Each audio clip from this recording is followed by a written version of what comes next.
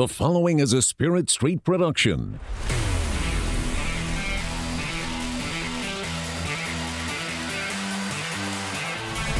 You've discovered your link to the Powercat Podcast, presented by Fridge Wholesale Liquor.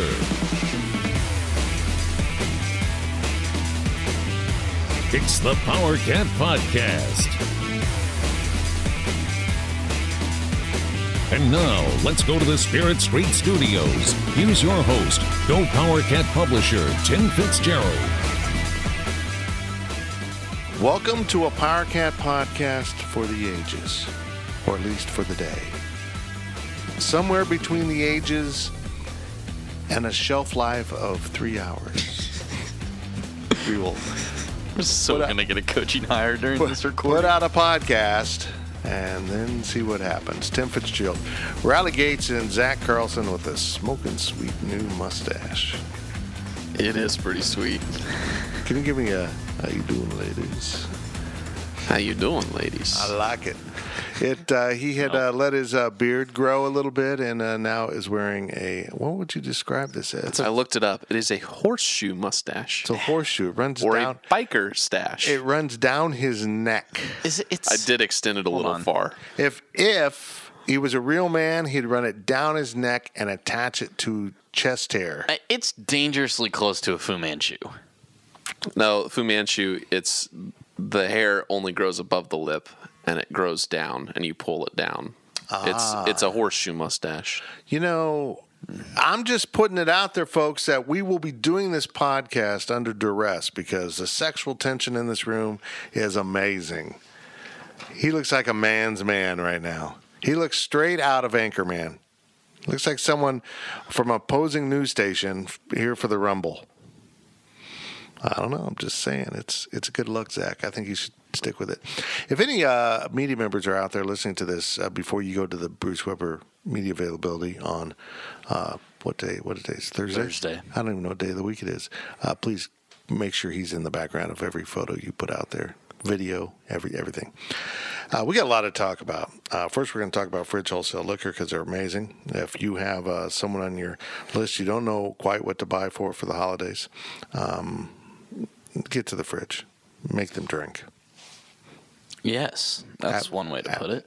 Well, it's not a liquor store. They have an incredible collection of fine bourbons and top shelf vodkas and great tequilas and just go on. And, of course, their wine selection is second to none in Manhattan. The fridge at the corner of Westport and Claflin Roads.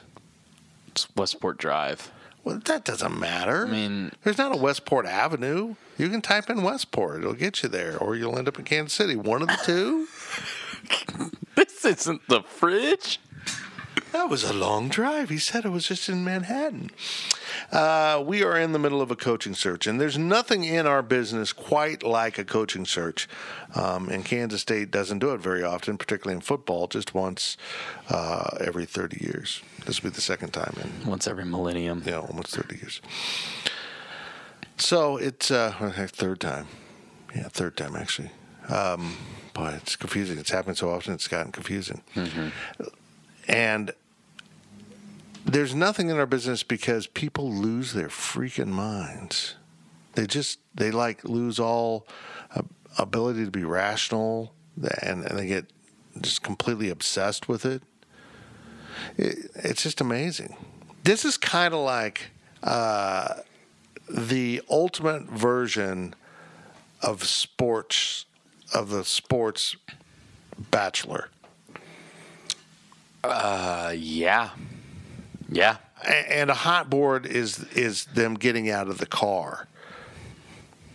Or would it be Bachelorette because it's guys getting out of the car?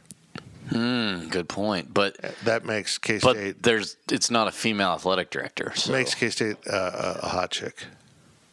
That's not bad. Are you calling Gene Taylor a female? No, not to them. The institution. You're calling this institution a female institution. A hot, attractive female. Interesting.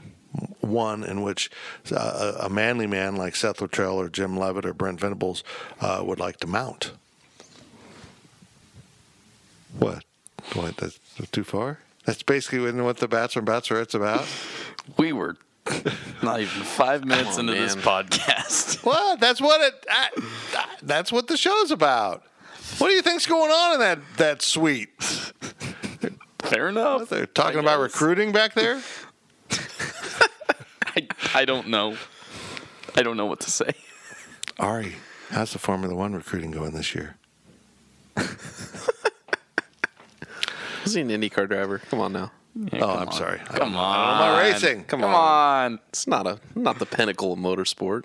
Come on. Oh, boy. Here we go. We're off to a good start. First half. Oh, sorry. We are really covering this thing, and we're doing it. We're just covering. I keep saying this to our subscribers. We're just covering the horse race. We don't have a bet on anyone. Do we have our personal favorites? Yeah, but that doesn't really matter. I like all the candidates. I don't look at any of the candidates and go, "Oh God, is the Lord of the earth." And the way some people have this apocalyptic stretch, they come apocalyptic reaction to a certain candidate. Oh, he's gonna crap all over us, and I'm like, just calm down. If a bunch of K-State football players say Eric Wolford is going to be a good choice, maybe they know more about K-State football than most of us. And not just former players, Ring of Honor players. Ring of Honor players. Oh, you're an idiot. What do you know about K-State football? Well, he's in the Ring of Honor. That's probably something. Mm-hmm. Doesn't mean they're right. Doesn't mean the fans are wrong. Doesn't mean anything. Here's the thing about coaching searches that I've learned through the years. It's easy to win the press conference. You can hire a guy that makes everyone happy and joyful, and they jump up and down because it was a great press conference. It's not about the press conference, though. You can stink in the press conference, but if you win a ton of games, people are going to love you. Bill Snyder didn't win a press conference. No, he did not. Now we look back and see that quote under the context of what he accomplished, but on the context of that day, it was laughable what he said. And so, he wasn't overly well received that day. And Stan Parrish was 3 years earlier. So who knows? So you just don't know. And my point here is, I know the consensus is Chris Kleiman from North Dakota State would be a horrible hire. It would be a horrible press conference hire. You wouldn't win the day. You might have, you might perceive problems in the recruiting trail, but you honestly don't know. You don't know. And so much of hiring a coach, whether it's football, basketball, any sport, is they're fit into the community, the culture of the program, and if it all works. There's kind of a synergy that goes there. You could take a great coach and plop them down in the wrong place, and they don't succeed. You take that same coach and plop them down in the right place, and it takes off. It's kind of the way I feel about the baseball hire. I think he's struggled at some places, been average at places. I think he's a great fit for Kansas State, and I'm excited to see what Kansas State baseball does. I'm not sold that any of the guys on the list. Certainly, we believe Seth Luttrell is the leading candidate. He has not been offered the job. He's not signed a contract. There's been a lot of crap out there. It's ongoing. The interview process is ongoing.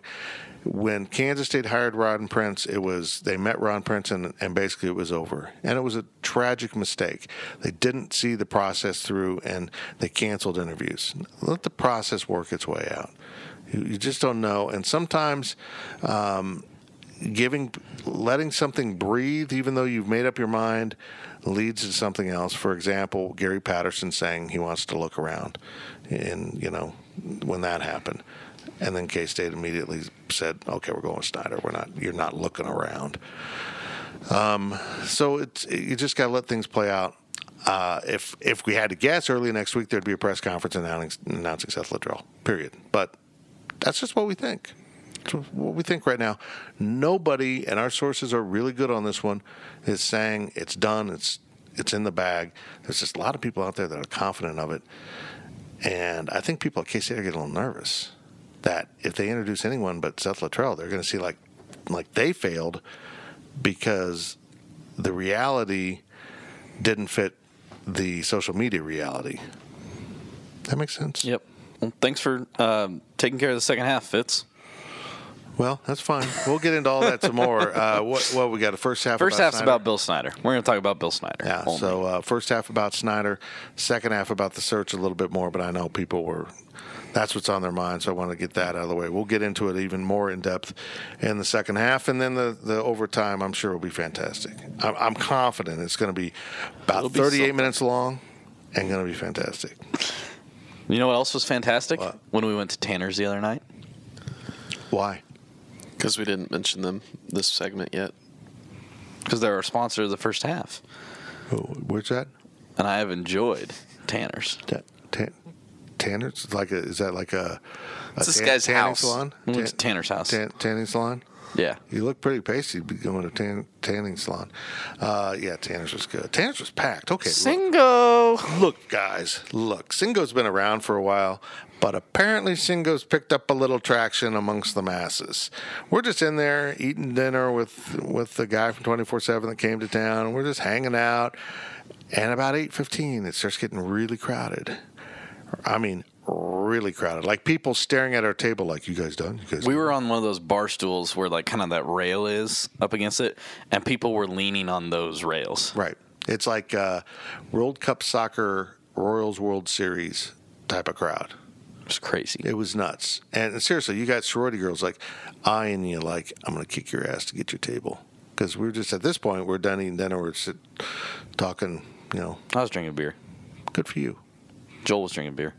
And then I had one. Zach you had did a beer. have one. I did have one. I tapped out early about 8:15.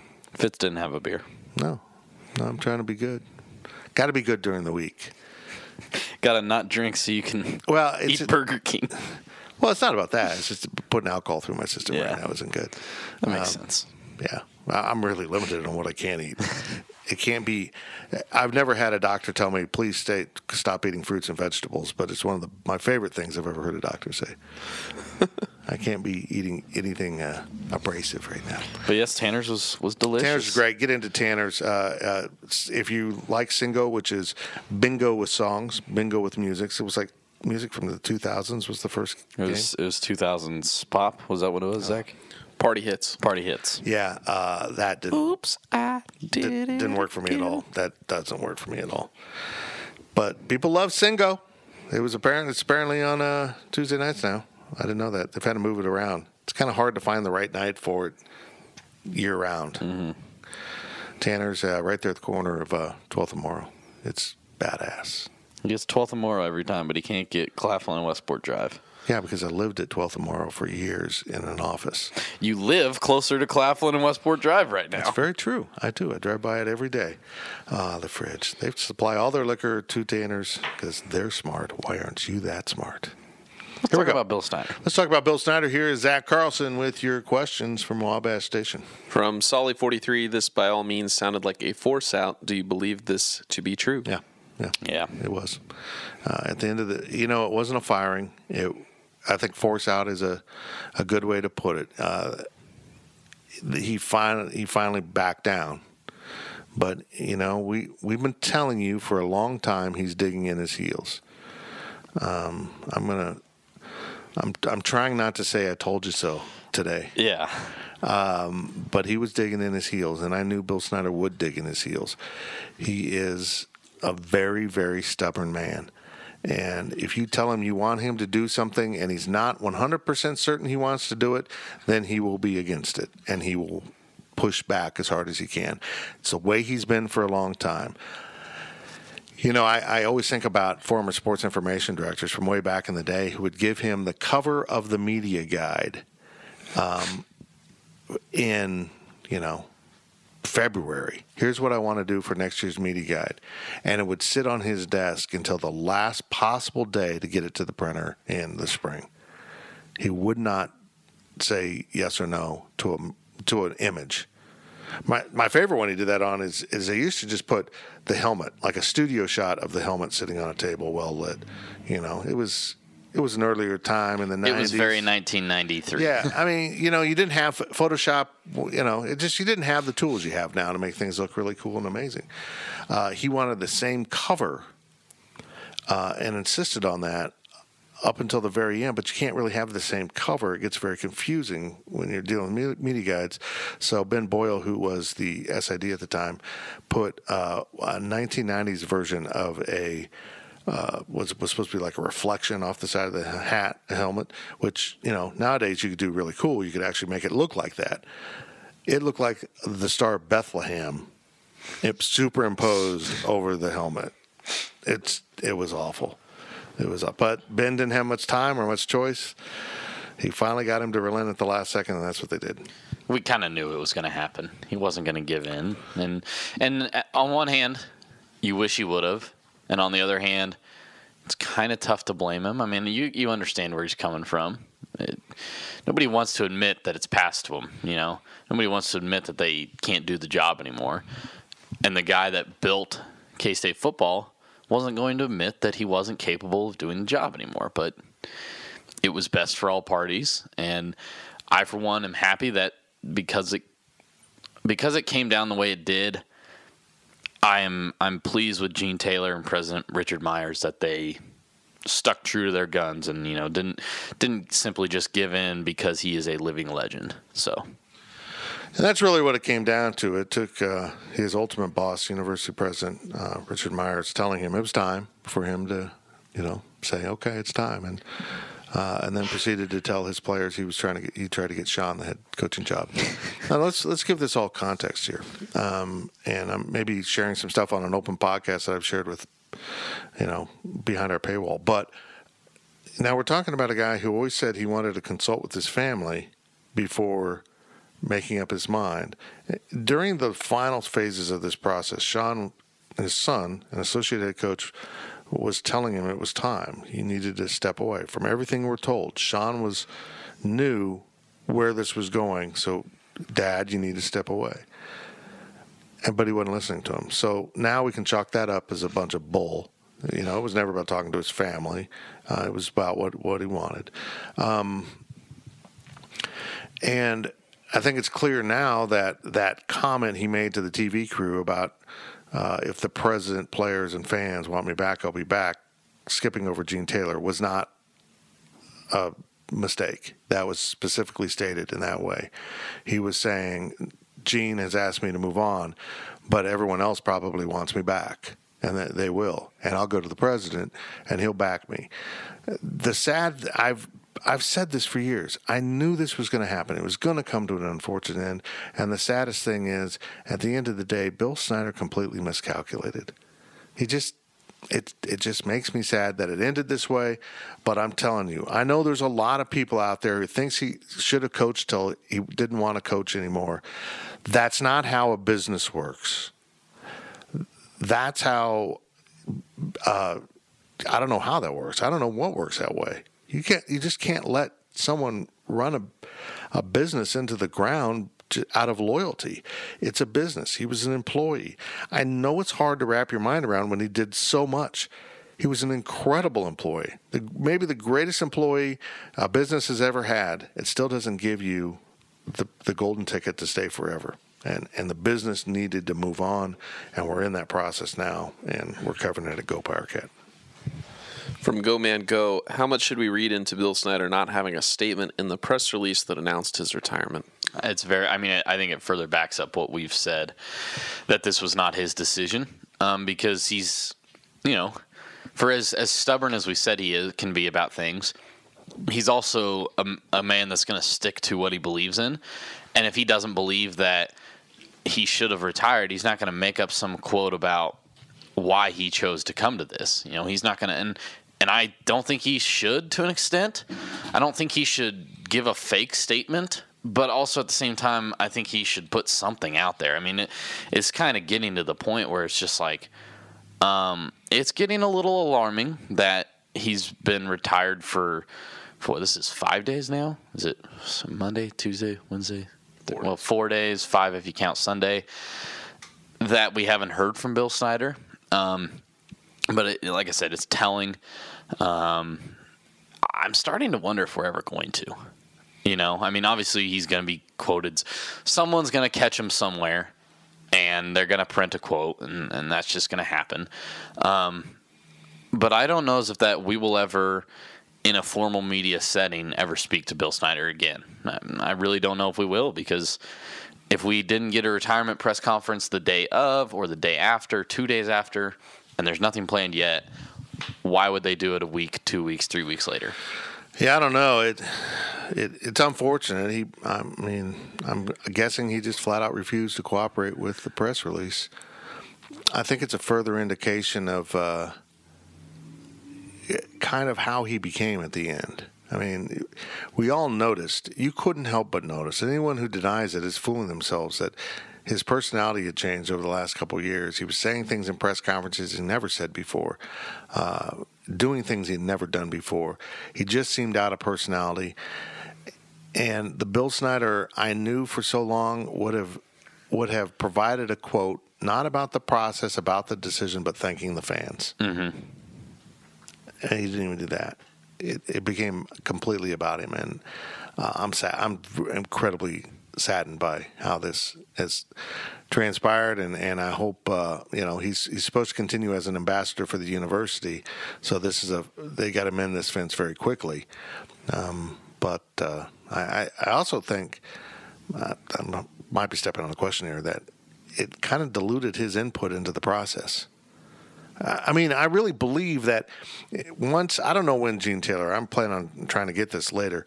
I don't know when Gene Taylor had the first sit down, we've got to move on after the season. If it wasn't until afterwards, or I prefer you to move on, came after Oklahoma or KU or, somewhere in there. If at that point he would have said, okay, I know you don't want Sean. I'll do this if you hire Jim Leavitt. Jim Leavitt would probably be the coach right now today. Yeah. Right? Don't you think so? If he said, so. I will go without problem, but I just wanted to stay within my coaching family, and Jim's my choice. Brent Venable's my choice. Eric Wolford's my choice. Whomever it is, not named Sean, because it was clear that wasn't going to happen. We'd have a coach right now. There wouldn't have been a big search. There would be no discussion of whether he's pushed out or not. He just retired, and it would all seem a lot different. But maybe Gene Taylor was offered that and said, no, I want to look. This is my hire. This is on my watch. Yeah. So maybe Gene's a strong leader. I know he has a different style. People don't understand that, but he's a strong-willed guy too. And I think Coach Snyder, in some ways, misjudged the kind of good old boy appearance of Gene. I think so, and didn't too. realize he's not going to be pushed around. He's got some cojones. Yeah, and what I can't really explain is how he misunderstood that a 3-star general who's dealt with world leaders in literally life and death situations wasn't going to be told what to do, by a football coach. That's kind of funny, actually. From Powercat, what's the vibe you're hearing or seeing from current players about Snyder's retirement? They're happy. Not all. I mean, there's some guys that were true believers, but I would say that locker room put off a vibe that they were relieved. We were not lying when we said there was a number of transfers going to come down the pike. A number of transfers. A lot of transfers. And just unhappy people that I can't transfer now because of eligibility stuff, but I'm out of here as soon as I can. I mean, this wasn't fabricated talk about locker room unrest under Frank Martin because John Curry was pushing Frank out. That was one guy who was going to transfer. This was a number of guys.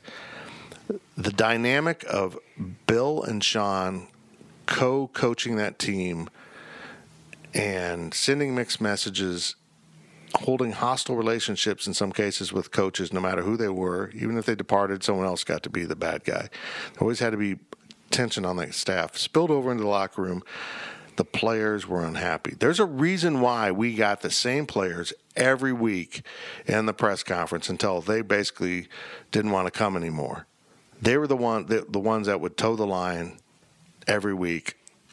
And he just didn't trust his guys to go in there and not kind of whisper to the media, this sucks. This is not good. Because that was the general attitude of the team. Yeah, and we can't obviously say who was saying things I don't want to say who's saying things and what they're saying, obviously, because that's going to even further probably diminish Bill Snyder to an extent. But I don't care if you're Bill Snyder. I don't care if you're David Beatty. When you have players coming to media in off-the-record situations and saying, we want to change. Yeah, let's be clear. We weren't approaching them. We didn't look at these players, okay? I mean, their representatives or the players themselves would kind of let us know this is not good. Now, Riley's right. A lot of people out there, you're just trying to run them down. No, we're trying to give you context. A lot of you don't understand. This wasn't the 2003 Bill Snyder or the 1999-2000 Bill Snyder. It wasn't the same. Maybe the culture of the players changed. Maybe he changed. Maybe the NCAA rules made it hard for him to do what he needed to do. But the ingredients in the soup went bad. It no longer was a 5-star restaurant. It was a 3-star restaurant. So a lot of people clinging onto the past like it was the present, and that's not true. From Herdez Joe, Snyder seemed like he thought he had more to give. Did someone ever try to say you gave enough during this process? I guarantee you they did. Yeah. Well, and plus, he's not going to stop giving. He's supposed to transition into helping all student athletes and working with the Leadership Studies program with general students and being an ambassador for the university in a number of causes. He's still being asked to give. Look, we can sit here and talk about how he became stubborn at the end and how he, this and that and this and that. But also at the end of the day, you need to realize he's just as human as you and me and Zach and everybody else. You don't want, let's say in 10, 15 years, Fitz got to a point where he couldn't capably run this business, and it was clear that it was hurting the company. Fitz would not want to give it up simply because he built it, he made it, and I can understand that to an extent. I can understand him saying, well, I'm not going to want to hand it off in the first place, but if I'm going to hand it off, I don't want to leave it like this. But somebody, I guarantee, needed to or did go to him and say, look, I know that's your thought process, but you've done enough, okay? You've given everything we asked of you and more. It's time. Move on. This is what's best. I hope somebody had that conversation with him more than just Sharon or Sean. Getting back to the question, we don't know for sure, but I can't imagine someone didn't. But then again, a lot of the people around Bill Snyder knew you couldn't tell him much. You just can't tell Bill Snyder much. He is that stubborn. Your analogy is good, but this is a subtle difference that people don't grasp. This is my business. Yes. The biggest failure of small businesses is running it like a family and forgetting that you have a bottom line commitment, not wanting to make changes, not wanting to do anything different. That is Kansas State's football program. And I brought this up on the podcast a long time ago this year. Do you think it's Bill Snyder's football program or Kansas State's? We know he built it. We know it wouldn't exist without him, but it still belongs to Kansas State, and that's really the difference. But also, if I'm so open with my employees here that we're going through it now. Boss, we got to do this different. We got to do this. I mean, I listen to these dudes. Now, I've got a lot of experience and I understand the industry, but we're also going through adjustment because 24/7 Sports is a different business model than Rivals.com or the old Scout.com. It's just a different business model. They do things differently. They have a different approach. They want different things. It's kind of I don't want to get into the weeds of the business of what we do. So this old dog's having to learn some new tricks, and these young dogs are acclimating pretty well to it and are going to actually help pull that sled quite a bit to help me out. That's what you have to do as a leader of your own business, be willing to accept those things. And he really got to be where he didn't want to hear much of anything from anyone. And you can't do that. And at the end of the day, he was an employee, and I love him to death. And my life's changed, everyone's life's changed, but he was an employee. He had bosses. And the final vote was his real bosses were the fan base and the donors. And it got to be pretty emphatic that we love you, but let's go. It's time. We need a burst of energy, whether it's a young guy who's 40 or a young guy who's 62. It's all going to be a burst of energy that we're lacking right now. From me, Monica, what was the hope or purpose behind Bill's 5-year extension earlier this year? At the time, did Gene Taylor think Bill would be around more than this year, and then things just escalated? Guys, no, I think there's a couple things there. First of all, it was recruiting. You just had to have it in place. It was all folly. Nobody was falling for that. He was going to be around 5 years. He'd been 84. Come on. It gets to the point of absurdity. But I think if you really drill down, that contract gave him some clarity on what they wanted from him after. Was basically a golden parachute. I think they were always going to pay that buyout. I mean, I just think, that if he's paid the buyout, then he was kind of pushed out. But I think they were always going to pay the buyout if, it's the golden parachute. And I think if you really drill down on that contract, you're going to find things in there that were advantageous to Kansas State in this situation right here. The language of his ability to have input on coaches, the next coach, is so vague, and really there's no teeth to it. It's kind of a polite little, we'll let you have appropriate input. Appropriate input is the most relaxed thing I've ever seen in a professional contract. What does that mean? I mean, think about it in the context of appropriate input. Let's say he wants to go willingly. If he says, I would like Jim Leavitt, that's going to be taken a lot more seriously than what we think happened with, he wanted Sean, he dug in, he did whatever. Appropriate input, you gave it away, basically. Yeah. There was leniency there. Now, I can see if you sign a contract with me and you use the word appropriate, it's probably not about input. I need to restructure my contract to not have the national anthem sung to my name. That's not. You don't need to put that out there that I'm not singing the real. I look like a damn patriot down there in press row basketball games. Singing the national anthem, and you just gave away that I'm actually singing your name and really inappropriate lyrics into your ear. Because that's what bosses do. That's what most bosses do. People don't understand that. They sing lyrics to their employees. I got to be honest, though, going back to the 5-year contract, because people were asking me, because I was right around Big 12 Media Day, that was as energetic as I had seen him in 3 years, Excuse me. No, I didn't think he was going to live out the 5 years. But if you'd have said that he's going to coach for 3 more years, and you'd have told me that on July 13th when we were in Dallas for Big 12 Media Day, or 17th or whatever, I forget what day it was, I would have believed you. He was energetic. It seemed like he had a new sense of, I don't want to say new sense of life, but, he had beaten cancer. He had come back from this. He had a good team coming back, and it seemed like everything was looking good. So, I didn't exactly anticipate that day that this would be the last year. And I have to think, to an extent, Gene Taylor and President Myers kind of felt a little bit of the same. They saw him a little bit more energetic and thought maybe he does have 2-3 years left in the tank. And it also changed the entire dialogue about Bill Snyder. Cancer, new contract. Yeah. And so I think that was important for the program, too. Everyone took that extension way more seriously than it should be. It was always exactly what it was now. It was window dressing and monetary benefits for Coach Snyder, who was coming to the end of his career, with some things in there that made it easier on the administration. Okay, Zach, we're getting really long here in the first segment. Let me just pause here. Take a little breath and remind people that we have a special right now at Go Powercat. If you're listening to this, you're not a subscriber. This is an open podcast. We're giving you a lot of tidbits that we have behind our paywall, but there's more behind our paywall. We're going to give you 3 free months right now at Go Powercat. If you sign up for a monthly subscription, pay for a month, get 3 more. It's going to get you right up to spring football.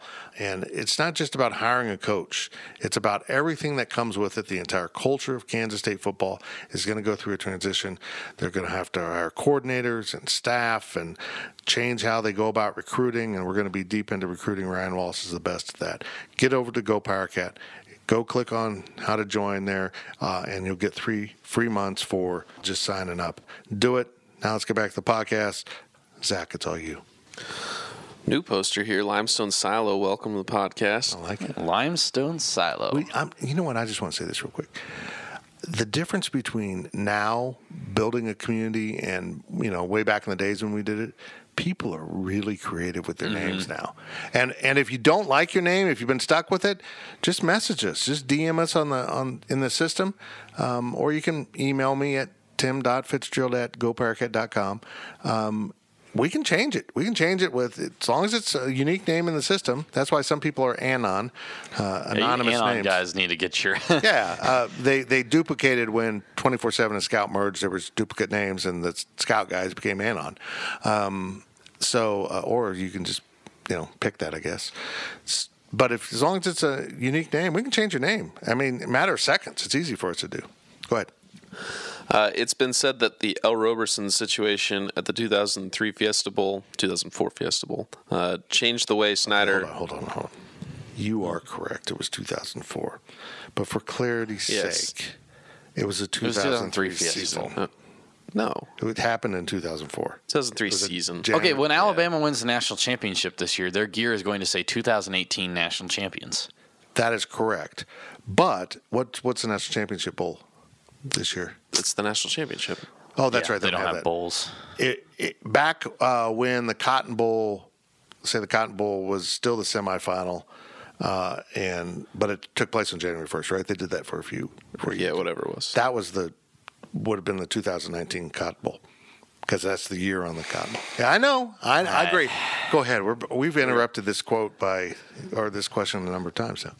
So the Fiesta Bowl, it changed the way Snyder looked at who he wanted on his team. Do you buy into that, or have other reasons or examples of why he appeared to stop bringing in pure athletes and started valuing high characters more? I don't know if I've ever talked about this.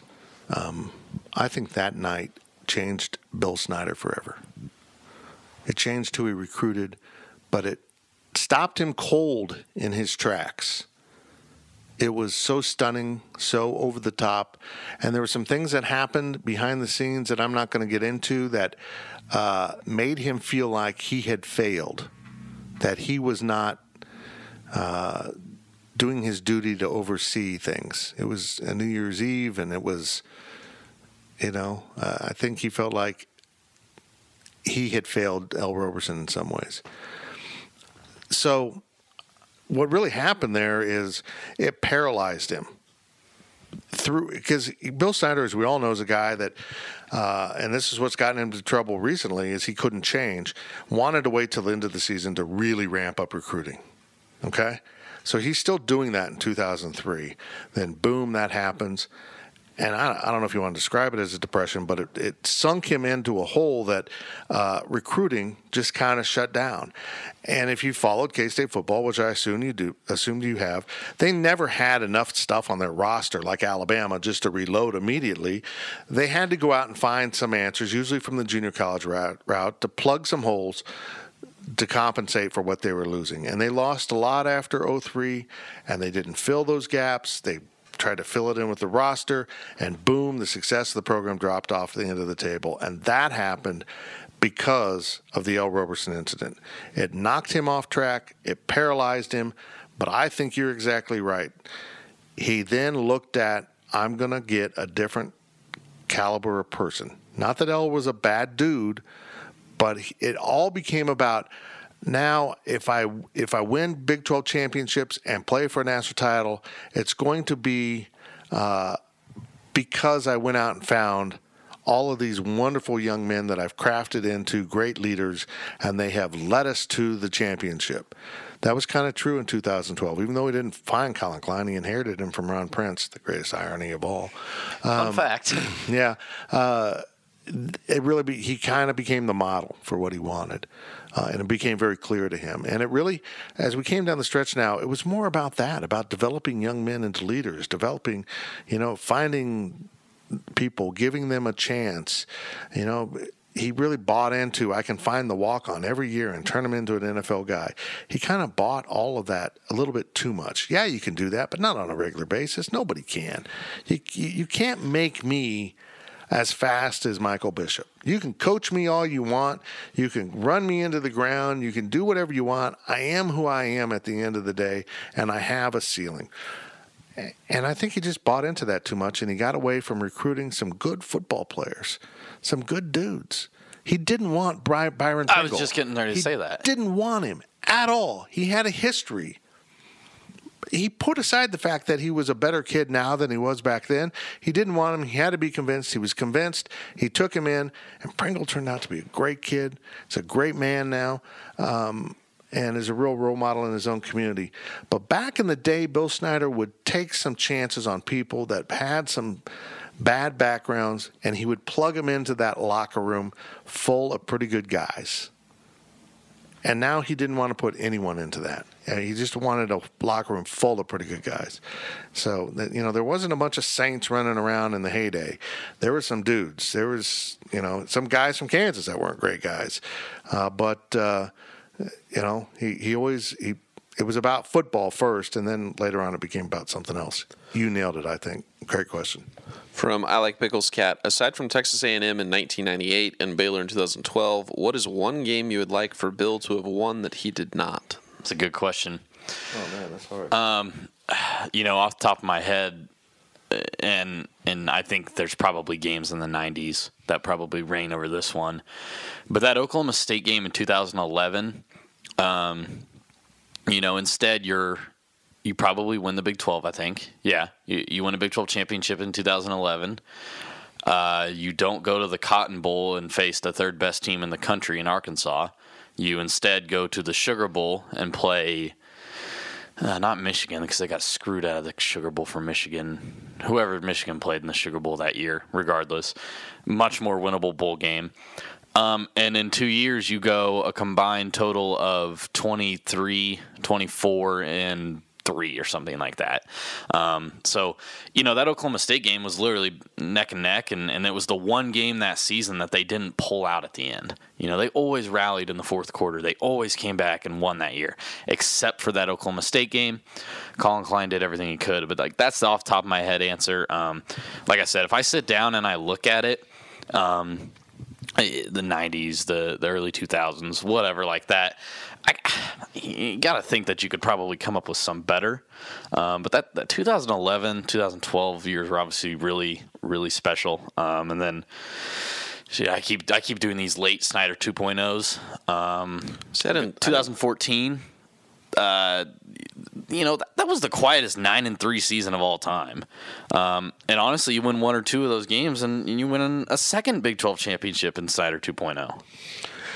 I guess a game I'd probably lean on. That'd be a couple games. Both bowl games. Both losses, of course. Cotton, of course, that's the nature of the question. 96 Cotton Bowl against BYU. I thought K-State was a better team. I was there. And you were a fetus. Were you like? You mean you were Brian's sperm? Sorry, I'm thinking you were a fetus. Brian's sperm was at that game, so you were there. Sorry, I mistook. It's been 96. Kevin Lockett, Brian Kavanaugh was quarterback. He doesn't understand January bowls. I was at a later bowl game. Sorry, Cotton Bowl. So that one jumps out at me because I just thought K-State was the better team, and lo and behold, they ended up losing that game. And then 2 years later, 98. We all remember for what went horribly wrong in St. Louis. I wish they'd won the Alamo Bowl. It really gave critics an excuse to say, well, they weren't good enough anyhow. Yeah. But what happened to K-State there wasn't just they lost a game. College football took a crap on them. Hey, not only did you lose a game, and you would have absolutely played for the national championship if you won it, and you didn't lose it, you blew it. You fumbled it away, and now you're going to go play in the fourth bowl of the Big 12 pecking order. I mean, they just got insulted, and it broke their spirits, and it's like, I was like, and then on top of that, they go and play a pretty good Purdue team with Drew Brees. He's a decent quarterback. So Emotionally, it was a horrible game for K-State. They still almost came back and won. I think that changes the conversation about Kansas State football. People kind of can dismiss them now as time's moved on. They don't really understand how good that team was. Oh, well, they ended up with 2 losses. How would they have been the national champions? Go read David Ubbin's piece in The Athletic if you have an Athletic subscription. He talks about that day in 1998, and I know it's painful, but he talked to Michael Bishop, and he got a quote about that Alamo Bowl, and Michael basically just says, he's like, I was excited to play because it's a homecoming game, so I was excited to be there, but he's like, the team wasn't. They didn't care. They didn't care. If they had their choice, they probably would have passed in a bowl game. Once they didn't get any of the bowls they deserved, and they did. I mean, back then the Alamo was a much lower bowl than it is now. Kind of like UCLA last year. Honestly, They didn't want to be in the Cactus Bowl. Yeah, they're above that. Yeah, that's what they thought, and they weren't, but that's what they thought. That's what I'm saying. Yeah, but K-State did get screwed. So. I didn't really think about the 2011 Oklahoma State game, but yeah, I mean, they win that game. If they score at the end there, do you think they go for 2? I mean no. They could take it to overtime. I think Snyder 1.0 goes for 2. Anyway, they had a very realistic chance to win the game there, and that would have you win 2 Big 12 championships, and it would have changed the whole conversation as far as Oklahoma State not making a national championship game, losing at Iowa State on a Friday night. Yep. I know we're getting into not K-State stuff, but yeah, that is. It does. It's every game counts. Yeah. So I love about college football. That's why Georgia's not in the playoffs. From Darren Sproul, superfan, name your favorite player that Coach Snyder took from overlooked recruit to star player. Is Fritch in his office? I think he should be in here for some of these questions. Okay. He's working on other stuff. Okay. Yeah, I mean, he'd be really good at this. Man, we all can't talk. I know. Someone needs to be the responsible journalist and keep grinding. That's fair. While we screw around. Man, there's so many, and I kind of feel I feel like Colin Klein is the only one I'm allowed to comment on because I didn't see a lot of these guys play, but like a guy like Mark Semino, Smith Center, Kansas, like he should have never been an NFL linebacker. He shouldn't have. He just worked his way to it. Yeah. A guy like Jordy Nelson, and again, Snyder Prince, whatever. Jordy Nelson should not be in the NFL playing today. He should be farming, whatever. I don't even know what farming season it is right now. He should be harvesting some crop on a farm in Riley, Kansas. How do you not know that it's winter? I don't know. Okay. Planting, I don't know. Whatever. I think they harvested everything. Yeah, that's how whatever. Close, yeah. You know what I'm saying. So it's so tough to pick one. God. If I'm going to have to pick one, I'm probably going to have to say Terrence Newman because I loved watching him in the NFL, probably because I'm a Cowboy fan. A really good answer. Yeah. That's a really good answer. I mean, what I just said, those guys shouldn't have. At least they were playing football. Terrence Newman wasn't a football guy. Terrence played at Salina Central, my alma mater, and he was not a good football player. Yeah. He was he was a track guy, incredibly fast, and not just teaching him football, but teaching him life turned Terrence into an NFL guy. That's a really, really good answer. I was going to say Brooks Sparta. Okay. He was a foundation guy, came in and was a star on a really bad defense. Was just an outstanding player in a time where they weren't quite outstanding yet. But I'm with you. I think Terrence is the appropriate answer.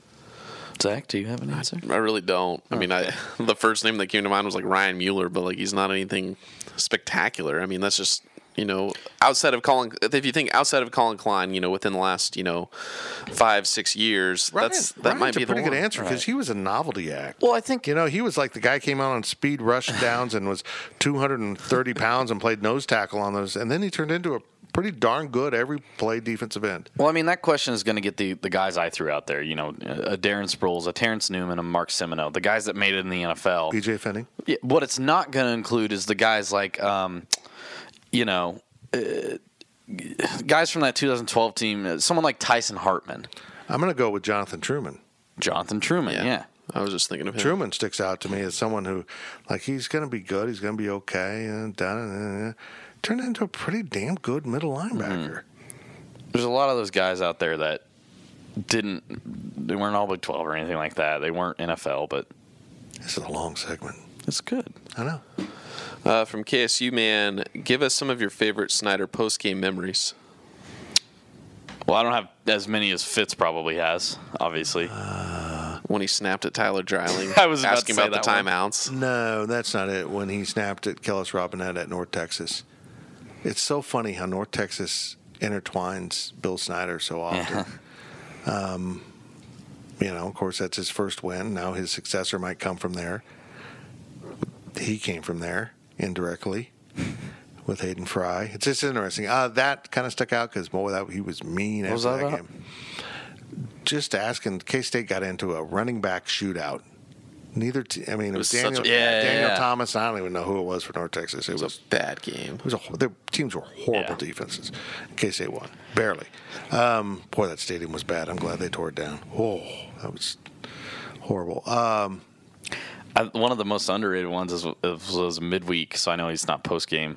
But when he snapped at Kellis for saying the easy part of the schedule. Oh, no, it was post-game. He said, Bill, now that you're done with, kind of the tougher part of the schedule and you're entering the easy, and Jesus Christ, there is no easy part. Yeah. Yeah. How about when he ripped the head off the reporter that came just to ask him about his political comments? Oh, yeah. 4 years ago. Yeah. Is that just 4 years ago? Yeah. It was Old Veneer. It was probably one of the last games in Old Veneer. But he was colorful back in the day. He would get after people. But yeah. 03 Big 12 title, I think, probably is the top because Bill Snyder as the guy that's going to give the by-the-book answer, not going to really definitive one way or another. But when he comes out and literally campaigns for Darren Sproles to win the Heisman Trophy, that's pretty neat. Yeah. Last question of the first half from Lady Cat in Texas, mostly to D. Scott and Fitz. What are some of your fondest memories, anecdotes, stories of Coach that many may not know about? Again, that's kind of a Fritch and Fitz question because Fritch and Coach are really close. I mean, they've got kind of a, I'll be honest, in some ways it crosses a boundary, but it's just the way life works out sometimes. But the thing that I always admired about Coach is how he knew stuff. He'd always ask you about your life. Mm-hmm. He'd always ask me, "How's Becky?" And it wasn't just saying the right thing. It was, he was actually curious about it. I think that's the connection that people don't understand. He really was worried about people beyond the job. I think Coach always understood what we did, that we weren't always going to be on the same page. But I always had such a good relationship with him. I could look at him and say, well, this is what we do. We're not here to be your cheerleader. Sometimes we got to write stuff you're not going to like. And he admired that. He always has. To this day, I don't think he's mad at me. I think he's probably prefer I hadn't written some of the stuff, but he understood. He understood. I'm Fitz. Is what I'm going to do. He's a really good man, but also, a man with flaws. And unlike some people want to put him up on a pedestal, stubborn, and short-tempered. But I don't know. Some of those things I just want to hang on to for myself too. I mean, I have one memory. I mean, my brother played with his grandson Matt. Baseball in the summers, and it was around the time where he was retired. He would come to baseball games in a full suit. It's 90 degrees outside on a Saturday in Kansas City, and he's wearing a full suit. But that's just Coach Snyder. Coach, people don't get this about Coach. He was a master at promoting images of himself. Mm-hmm. This is what he. I don't know if can you hear that through the microphone? I think I can. Yeah, I can. That is my phone, folks. If you can hear that vibrate, that's my phone 3 feet away from me, blowing up with D. Scott Fritchen book orders. We're not just saying that. It's legitimately happening. The book's on sale right now over at powercatbooks.com with the holiday 2018. It's crazy. We put out a great deal. We got extra books laying around. Let's blow them out. Holy crap. Anyhow, he always projected his image out there, and it's interesting. He was a master at that until the end when he kind of would let people see other sides of him. Well, that's it for the first half of the Powercat Podcast. We're going to be back on the other side. We're going to get into the coaching search. We're sponsored by Fridge Wholesale Liquor. That was sponsored by Tanner's, and we shall be back. The Powercat Podcast continues shortly.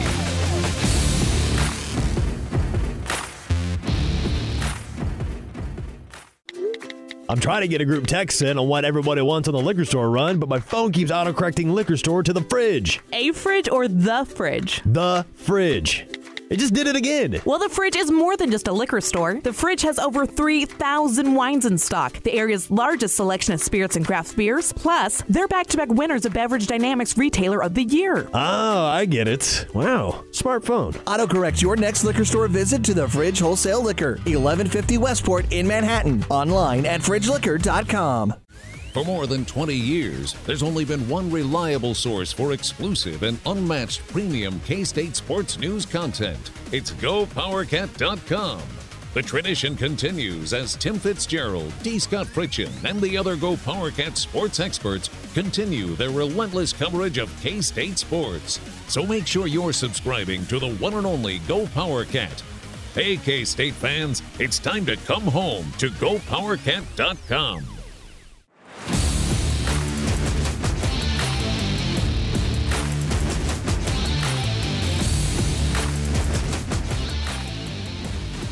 We now return to the Powercat Podcast. Welcome back to the Powercat Podcast. I hope you're still with us. That was long. That was a long first half. That was like some of my favorite officials, Doug Sermons, Paul Jansen, and I don't know who else. John Higgins. John Higgins were officiating the first half, and it just wouldn't end. Reggie. This is the end of the first half. Before we get into the questions about the coaching God, search, how did he get the Big 12 title? It's not about him. It's about his crew. Was that his crew or is that like an all-star crew? I don't know. His crew is awful. Every game they do ends up in muck and mire and replays and uncertain calls. So bad. Remember, it was his crew that did the Iowa State game in 2017 in which they turned over the pass interference that allowed K-State to come back and win. That was his crew. The guy is the master of chaos and gets to do the Big 12 championship game. Ridiculous. Okay, anyhow, we're sponsored by Fridge. They're awesome. They're fantastic. They're wonderful. They're swell. If you have alcohol needs, go to the Fridge. That's all I can say. They still might have Die Hard in VHS version around there somewhere from the Blockbuster days. Go in and ask them, do you have Die Hard here? It is my favorite Christmas movie. What if that became their niche? That's all the only movie they'd rented out. You had got Die to Hard. ask for it secretly. Oh, my God, that's brilliant. But you have to ask for their secret Christmas movie. So that way, if you don't think it's a Christmas movie, you have to admit to it. And if you're looking someplace for a small Christmas gathering for your office or family, maybe off Christmas Day, and you need a nice little restaurant to sneak into a private room, get to Wahoo Fire and Ice Grill at the corner of 11th and Morrow, my favorite place to eat here in town if I'm looking for a really nice meal. Well, it's no Harry's. I mean, come on, Harry's is Harry's. Harry's is kind of in its own thing. It's in its own stratosphere. But if I'm wearing sweats and I still want some nice food, I go to Wahoo. Wahoo's amazing, incredible people. Little private room there. I don't know how many get in there. 20? 18? I don't know. 16 and a half? In Wahoo? A This gaggle. little side room. Oh. A gaggle of friends or family head to Wahoo. It's where Eric Stone Street hides out when he's in town. How's that for an ad? But he doesn't. Oh, hide great. out Now anymore. Stone Street's pissed Well, at you. man. He's already pissed at me. Don't worry. He'll get over it. Here we go. Questions from Wabash Station as we delve into the coaching search, and we're not going to give you everything we've been reporting. We got a paywall. We got a paywall. From Limestone Silo, on a scale of 1 to 10, with 1 being no worries and 10 being lose control of my bladder just thinking about it. That's an ironic question. Because Fitz almost did. How confident are you in the belief K-State can win with anyone not named Bill Snyder as our coach? They can win with someone. Yeah. I mean, every program faces this. Notre Dame went through how many coaches before they found Brian Kelly? And Brian Kelly struggled. Yeah. Notre Dame. Michigan's had down years. Oklahoma's had down years. Nebraska's had down years. All of these traditional powers have had down years. Alabama had down years. You forget that. And then they found Nick Saban. It's not easy for anyone to find the right guy, the right group that comes in and hits the magic formula. So there's no guarantee that the next person will be good. But you try to make a good choice. Well, even if this hire's a disaster, let's hypothetically, Seth Luttrell gets the job and just tanks. I'm not saying, that's not the end of K-State football, okay? They're going to fire him, and they're going to find a new guy. That's it. Period. End of story. Yeah, it's, some of the issues there then get into problems with roster management. If someone can tank but leave behind good players, maybe they're just a bad on the field coach, but they recruited well. Well, that's a different situation. But if you screw up the roster and you're out of scholars, you got 20 offensive linemen, which is basically what Bob Stoops inherited when he went to Oklahoma. They had 25% of their roster was offensive linemen. It was just bizarre. Their roster was screwed up. He got that untangled pretty quickly. Well, then again, it's Oklahoma. You've got some advantages there. So those, laying an egg comes in different forms. You can be a bad game coach and lose games, or you can be a bad recruiter and lose because you don't have good players, and that's a bigger mess to clean up.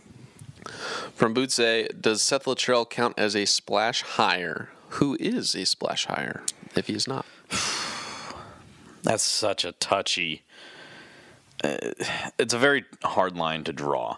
To me, a splash hire means you got the guy that is not only at the top of your list as an athletic department, but is the number one choice forever by fans, and wins the press conference all at once. To me, there's only one splash hire out there, and that's Brent Venables. I think he is the splash hire, and everybody else is a good hire. Unless there's someone totally off of our radar. Right. Unless by some chance, Bob Stoops is an actual candidate. Right. Which, he's been building that house at Colbert Hills now for 17 years. We think he might be coming. If Mike McCarthy is the next Kansas State head coach, that's kind of a splash hire. The dude won a Super Bowl. Yeah. When I think splash hire, I think PJ Fleck for the 2 or 3 years that he was the top next guy candidate. Yeah. I mean, Seth Luttrell kind of is that. He's the next PJ Fleck to an extent. I would say this is very generational. Seth Luttrell, to most young people, maybe not you, Riley, is a splash hire because he's the hot younger guy. Right. I guess PJ Fleck was more of a. Everybody wanted PJ Fleck. And I'm not saying that not a lot of people want, but it's there's not that many schools out there this year that need a coach. Minnesota football doing? They're fine. They're okay. 7 wins, 8 wins, maybe. I don't know. Were they that good? Not 8, maybe 6 or 7. I think they're going to a bowl game. Yeah, it's okay. But that doesn't match the narrative. PJ Fleck, oh my God. Again, the word splash to me means absolutely knocked it out of the park, and that's Brent Venables. But to me, splash hire is winning the press conference. Yeah. On the day of the press conference, you got a lot of attention. Woo! Something big happened. Splash hire. KU made a splash hire. That has nothing to do with how you're going to compete on the football field. It might help you in recruiting. It might give you some advantages, but it doesn't mean you're going to be a great team. If you line up these candidates right now, and the ones we know of, Seth Luttrell, Jim Leavitt, Brent Venables, if he's still actually in it, and I think they would always make one more call if they can until they use the F word. Final. That's what I meant. Final. Eric Wolford and Chris Kleiman. You line those up from splash hire to blah. I like all 5 of these guys as coaches enough to know the one that you think is the most blah might end up in 5 years having the most wins. There's no way to measure that, though, because you only hire one guy at a time. And I also know that if you hire someone at Kansas State or you hire them at North Carolina State, there's nothing connected there. I'm just two different schools, same coach, same coaching staff, everything. They might do better at one school or the other for cultural reasons that are really intangible and hard to understand. And that's one of the metrics here that Gene Taylor's trying to adjust. Is this person going to be a good cultural fit for Kansas State and understand the unique things about Kansas State that have made it challenging for Bill Snyder to succeed, in terms of not having a huge recruiting base and, just being kind of in a remote area? Are they going to get that? Are they going to bitch about that? Because if you start bitching about you're in Kansas, it's hard to get players, you're done. You've created a self-fulfilling prophecy. So it's, that's splash hire. I'm all for it, as long as they win a lot of football games. I don't really care about the splash hire. I want someone that's going to win football games and put the program on a trajectory for years to come. And maybe none of these guys are able to do it. Maybe that earlier question's right. Bill Snyder's the only guy. I don't think so. From Purple Powerhouse, what are the chances that a deal for the new head coach, whoever it is, was made before Coach Snyder's announced retirement? 0. I don't believe that. Absolutely. I don't see any way Gene Taylor would have done that. That is a low blow. That is, if that got out, that he had hired someone before Bill Snyder had retired, Gene's in big trouble with the fan base. Mm-hmm. I mean, even people who want Bill to retire would not be comfortable with that. And that is, by saying that, that's implying Gene's a bad dude. And he's not a bad dude. And I kind of, no, this hire hasn't been made. There's been some crap out there. And I think athletics is getting a little perturbed by some of the crap. So, it's just mucking up the process by making it seem like it's done when it's not done. It might be really close to being done, but it's not complete. As we record this, it's not complete. Damn close, probably, but there's no ink on anything. There's nothing out there like that. From Jim Cat, did you consider Brett Bielema for your hot board? We were told specifically he was not going to be a candidate. But honestly, I think... by all parties. I mean, it was just me, so I shouldn't speak on behalf of the staff. But honestly, before recently, the last month or two, I really kind of thought that Brett Bielema was a legitimate candidate. Like, I don't think he's as bad of a coach as it ended for him. That's a perfect description of not being in the right places. It worked at Wisconsin, and it didn't work at Arkansas. Ironically, because culturally he fits better at Arkansas than Wisconsin. Wisconsin is an uppity university that thinks it's really good, and he's a son of a pig farmer. And he goes to the pig institution, and then the pig institution.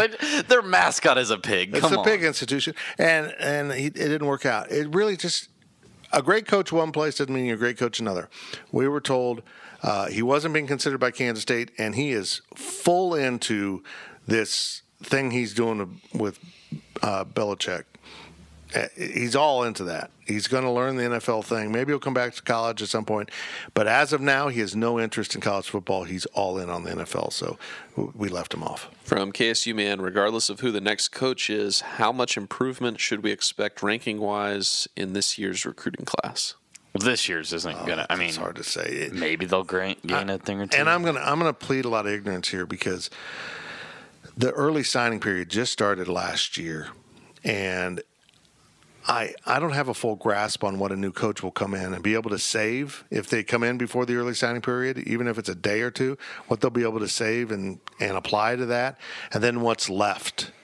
Before you could steal recruits. That's a big advantage. You get the job, and you've got a good month to unwind a commitment and work them off and get. But now those commitments are going to literally be signed, and you can't get them. So it's a lot more difficult now. It's hard for me to understand how much more difficult. I think they're going to have to go with a measured response into the JUCO ranks to get some guys to help the roster's in trouble. It'll be in less trouble now because less guys will leave. But I'm telling you right now, Skylar Thompson was leaving if Bill Snyder returned, and Alex Delton was already leaving. I mean, that was already done. He told D. Scott Fritchen, he'd already talked to Coach about it. He was done. He's leaving for academic purposes. He wants to play football, yes, but he wants to get a master's degree from a noted institution, and at least that's the plan. So I'll be interested to see where he ends up. So I don't know. I would look more towards 2020. Yeah, for a real significant move on recruiting. Yeah, that's when they're going to really sink their teeth into things. This summer will be astronomically different. And so will our coverage. Yeah, they were so busy hiding things that they weren't recruiting at times. They didn't want anyone to know what they were doing. It just became absurd how weird it got. Most staffs are out there. They want to be visible. And they want everyone to know, yeah, we're seeing this kid. Yeah, we like this kid. They don't care if everyone knows they're recruiting him. You know, they're not trying to be a clandestine recruiting operation. So it's going to be a lot of things are going to change from here on out. It's going to be fun to follow at Go Powercat. From Prairie Cat, is that a new name? I think so. I don't know. Yeah. I apologize, Prairie Cat. I can't. Well, we're going to give you the new.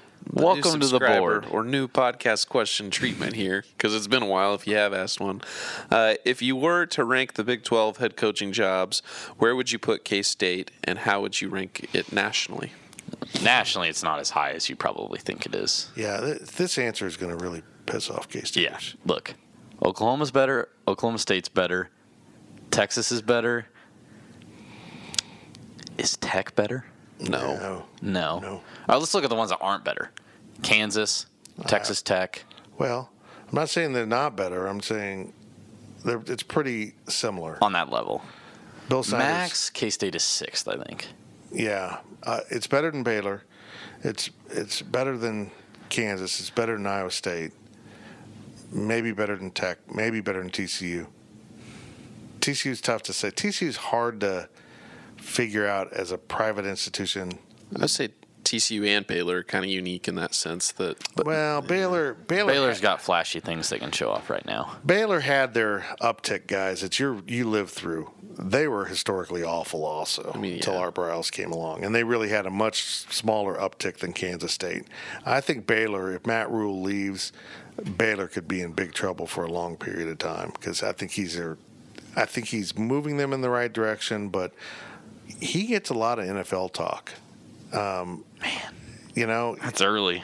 But see, you're looking at things differently. You're looking at NFL just looks at wins and losses. They'll hire people on stuff that college doesn't. They see different things here. I mean, you'll see it with promotions of people that are just kind of weird. But yeah, I can't even begin to rank it nationally. Nationally, top 50.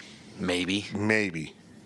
But it has the ability to, I really believe this, it has the ability to grow into something much more notable. What a lot of fans don't get is almost every traditional power, Florida State would be kind of an exception to this because Bowden built that in the 70s, is a post-World War II phenomena. They recruited, I wrote about this in the Snyder column, they recruited the GIs coming back from World War II and played them against, basically college sports were like high school teams. Who was on your campus, that's who played. Yeah, you try to go get some guys to come to your campus. For the most part, it was walk-ons. It was people on your campus. And after World War II, that changed. Recruiting became a really big deal. And those programs hopped on it and were playing men against boys and became powerhouses. Nebraska, Oklahoma, Ohio State, Michigan, the LA schools. You can just kind of go through the list. And Florida wasn't as significant of a state back then. So that's what Notre Dame, certainly. Those were the traditional powers. Because back before World War II, a lot of the powers were Army, Navy. A lot of Heismans were going to those places. So you're never going to join that club. That membership's been closed a long time ago. So now you need to get in with the Auburns, maybe Clemson. I'm trying to think of someone. Stanford. Those type of schools that aren't really in the traditional powers, but have that have climbed the ladder so much they're regarded to be, on the rung right below them. From AZ Cat 05, what do you prefer in a head coach, an offensive or defensive background? And Bill Snyder had him there for a few years. I don't care. I don't care. I think what Bill Snyder proved is that an offensive system can last for years if you plug in good defensive coordinators. The problem with the defensive coordinator, and we're seeing it at TCU, is you can't keep switching your offensive system based on your coordinator. You can do that on defense, but you can't just say, hey, now we're a running team, now we're a throwing team, because that screws up your defense, how you defend. I guess I'm saying I say I don't care. I really just want the best coach here. Bob Stoops proved you can, get by with rotating offense coordinators. But at the end of the day, I think you're more stable if you're looking for a long-term shelf life with an offensive-minded coach who then plugs in defensive coordinators. Because you can reinvent your defense on a yearly basis. You start doing that on offense, you're screwed. My gut says special teams. You're going special teams. Sean Snyder. My gut says defense, or that's what I would initially think, because I believe you can win a lot of football games with a stout defense and an average offense. Gary Patterson. But today, with the way that football's going, I think you have to say offense. Oklahoma has an atrocious defense, and they still have one of the 4 shots to win the national championship. So it's tough to make a case for defense. From Similar's Thoughts, I think that's also a new one. It is.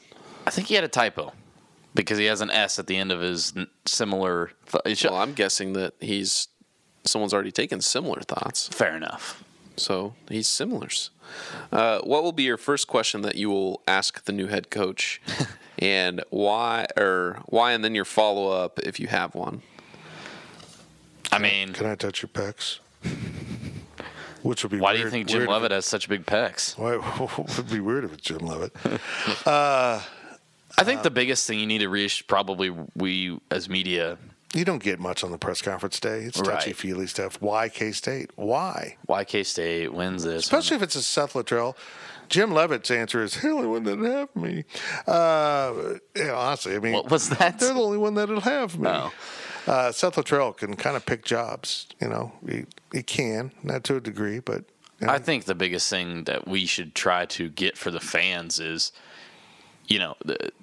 how much are you going to try to keep the Bill Snyder atmosphere, tradition, whatever? Because we all know what Ron Prince did.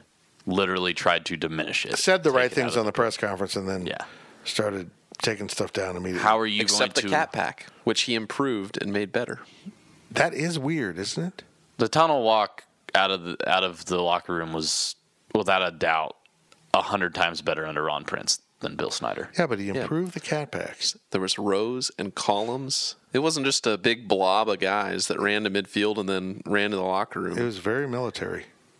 And then they kept it. I know. That is the lasting thing that Ron Prince has done. Smoke out of the locker room, please. Well, I can agree with that. All of us will work different angles on that day. Yeah. I think Riley just said where he's at. I'll just find a column angle. Fritz will have the most detailed things ever. But that's kind of nice thing. We can all nuance what we're working on. I'm just fascinated. Actually, my question's more before Gene. I mean, what's the new coach going to say? I couldn't find anything else. I mean, I'm just kind of passing through, guys. he's going to say whatever he. I know you guys are going to want us to ask how long, is this a destination job for you and things like that. And it's a worthy question. They're going to say yeah. They're not going to say, if something better comes along, sure, I'm probably gone. Yeah, if the Ohio State job comes open, he knows. You guys know I'm an Oklahoma guy. The second Lincoln Riley leaves, I'm going, So that's not how you win the Bachelor. You don't say, well, I find her to be acceptable for now. But actually, that's kind of what they do. Actually. We'll see what happens. A lot of it depends on who's hired. This is the last question in the second half from Wildcat Tad 2, also newish. New? He's been around. Has he been around? Well, welcome. Been active on the boards at least. When do you expect a new coach to be hired? I think Fitz kind of touched on it in the intro of the whole podcast, but my guess would say Monday or Tuesday. Right. It doesn't feel to me like... I can't get an answer right now if Gene Taylor still is going to Philadelphia for Army and Navy. If he is, that means one of two things. Either he's going to still talk to people out in Philly, because that is also kind of a gathering place for coaches, or he is done and they just need to work through the details. But yeah, I would say Monday, Tuesday. Something about it to me is kind of optics. If you hire Bill Snyder's replacement on Thursday, I think it shows people that you had already moved on. And while we all understand that he was well into this coaching search before the end of the season, it's not a great look to have it publicly known. Well, you're always. I mean, it was clear to me. I mean, they've said it. They hired this Ventura Partners to, kind of sift through candidates and look for red flags. North Texas plays in a bowl game on the 15th. So you got that out there. That is, right, a week from Saturday. Yeah. So if it is Seth Luttrell, I think Monday is probably your day, and then they will leave for their bowl game, the Cure Bowl, right? Or New Mexico Bowl. New Mexico Bowl, right. He's playing for a clay pot. It's the best trophy. It's not. It's a trash trophy. Okay, anyhow. Clay pot. And they're playing Matt Wells' Utah State Aggies. Is he coaching that game? Someone on the board said he is, but he is fully engulfed in Texas Tech right now. I don't think he is. I think he's going to go back and coach. I don't know. I don't know. You know what? At the end of the day, I don't really care. His Twitter header and picture is already Texas Tech. Yeah. So that would be my. If it's Luttrell and they already have decided on it and they're working to get through the last steps of the process, I would guess Monday. If it's someone else, it could be later in the week. It could be Luttrell and not be until the 17th.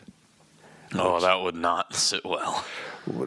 Two problems with that. One, that's awfully close to recruiting. And second, and probably the bigger problem is, I don't think there would be a K-State fan base because of the massive strokes that would take place over the following week. We got tons of content, but I don't know if we can make it stretch to the 17th.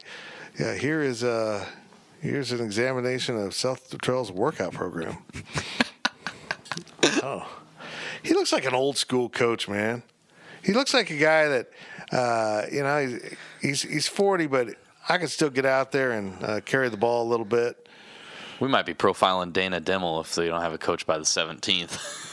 People are going to freak if they still don't have someone by, through next week. By Monday, honestly. People thought had been convinced it was going to be announced Wednesday. It's over. It's going to be Wednesday. Well, I don't know what you're hearing, but that's not exactly what we're hearing. Oh, then what word about it's going to be Wednesday. So, good for you. We have been saying it is not done. It is not done. Keep following us along at gopowercat.com. We're giving you the good poop. We've done it for many, many years, and we follow these processes. It's kind of processors. Did you say good poop? Yeah, the good poop. Scoop. No, I'm going with poop. Okay. What? You never heard that? No. I'm going to give you the poop on something. Let's go to the overtime. I don't know. We're going to go to the overtime now. I'm sure it's going to be good. I'm sure it's going to be long, and it's going to be fun. That's it for this segment. Thanks to good people at Wahoo, good people at the Fridge. Overtime right after this. The gang will return with more of the Powercat Podcast.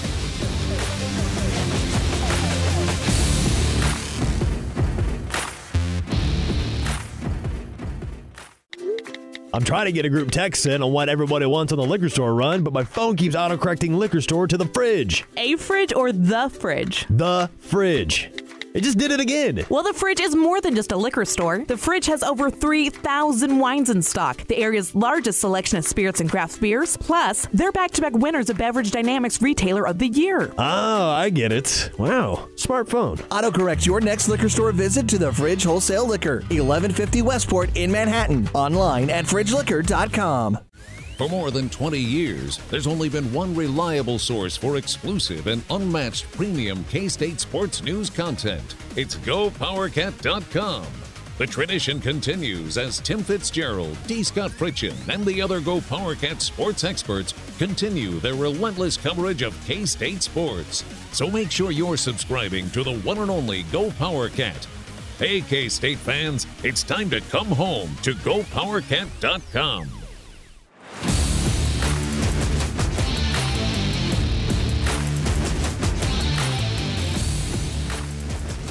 Back to Fitz on the Powercat Podcast, sponsored by Fridge Wholesale Liquor.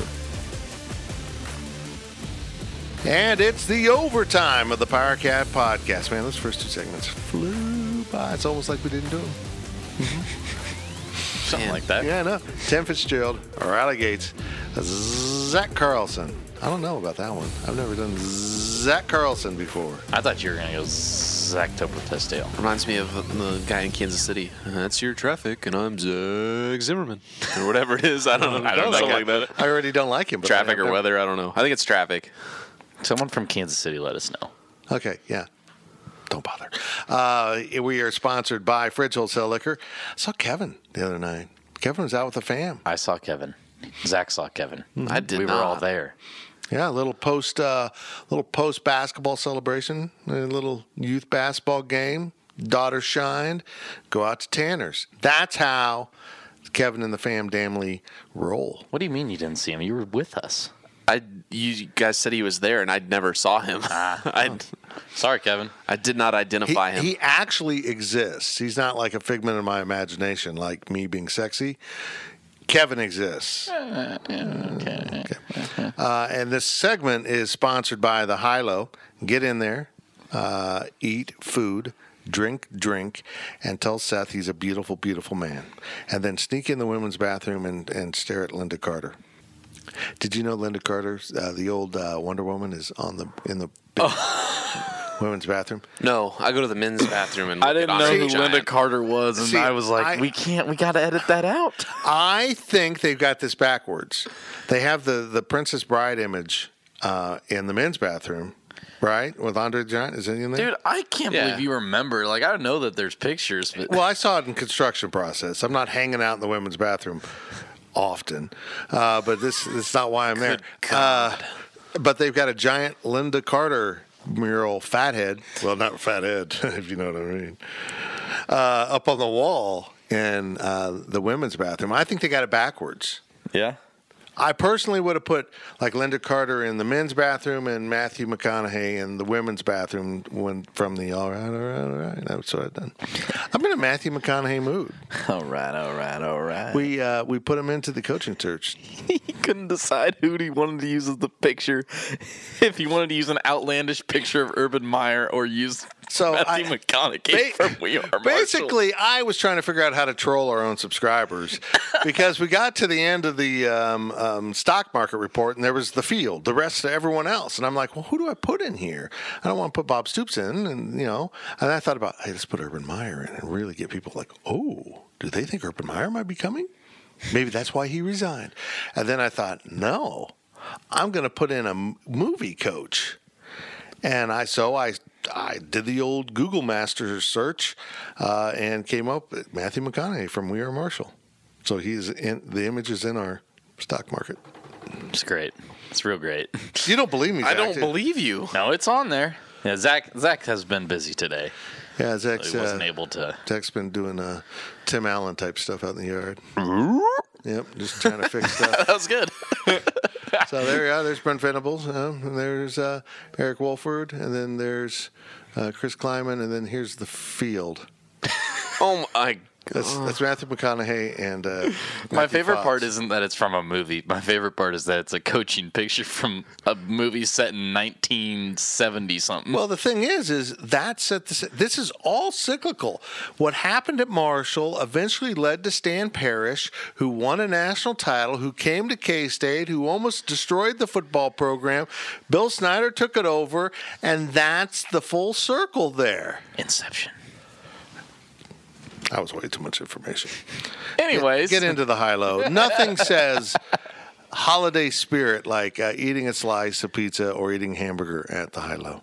yeah, Really? Sure. Yeah, Nothing yeah. says holiday spirit. Hey, like that. is Jingle Santa bells. skinny? Is Santa skinny? Cindy No, Scanna? Cindy Scanna. See? But no, get into the high-low and stop into the fridge. Okay, it's the overtime. So you know what that means. We're going to talk about nonsense and other stuff. and some normal stuff. It's almost like we should call it the hodgepodge. But we're not going What a to. stupid name.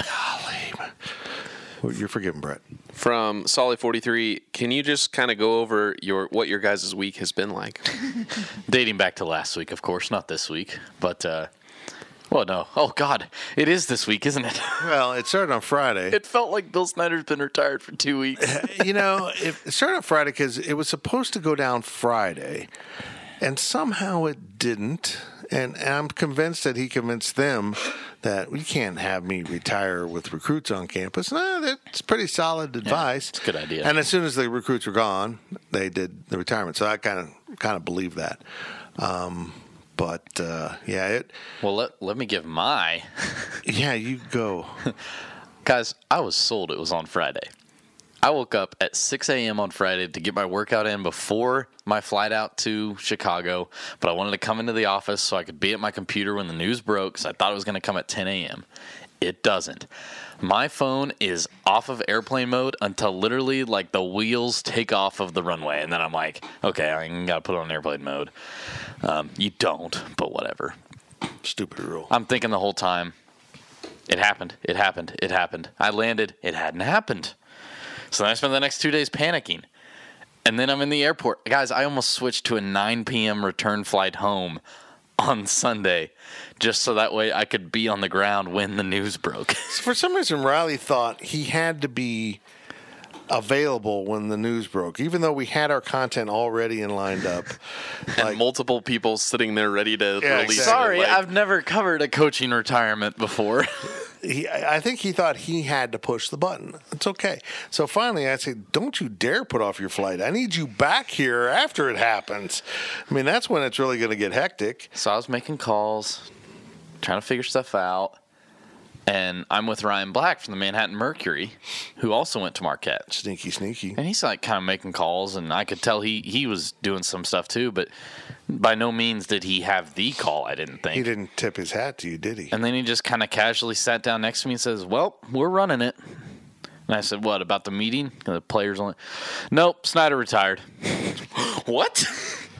Good for you, Ryan.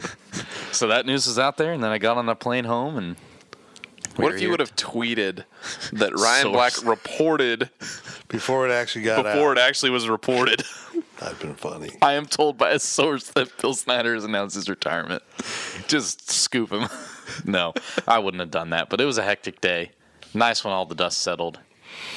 That was my opinion of it. Yeah, I mean, and it's kind of been nonstop. I kind of hit the wall on Monday. I had to take some time off for my health. I've just been going crazy. It's just been nuts. It has. And but then we got right back at it. Yesterday we had, a lot of content, day-long meetings. A 24/7 expert came in who's done a lot of these things. We're doing things differently. And this is, I'm just going to share a little bit here. We're not trying to predict the winner of the horse race here. We're trying to cover the horse race.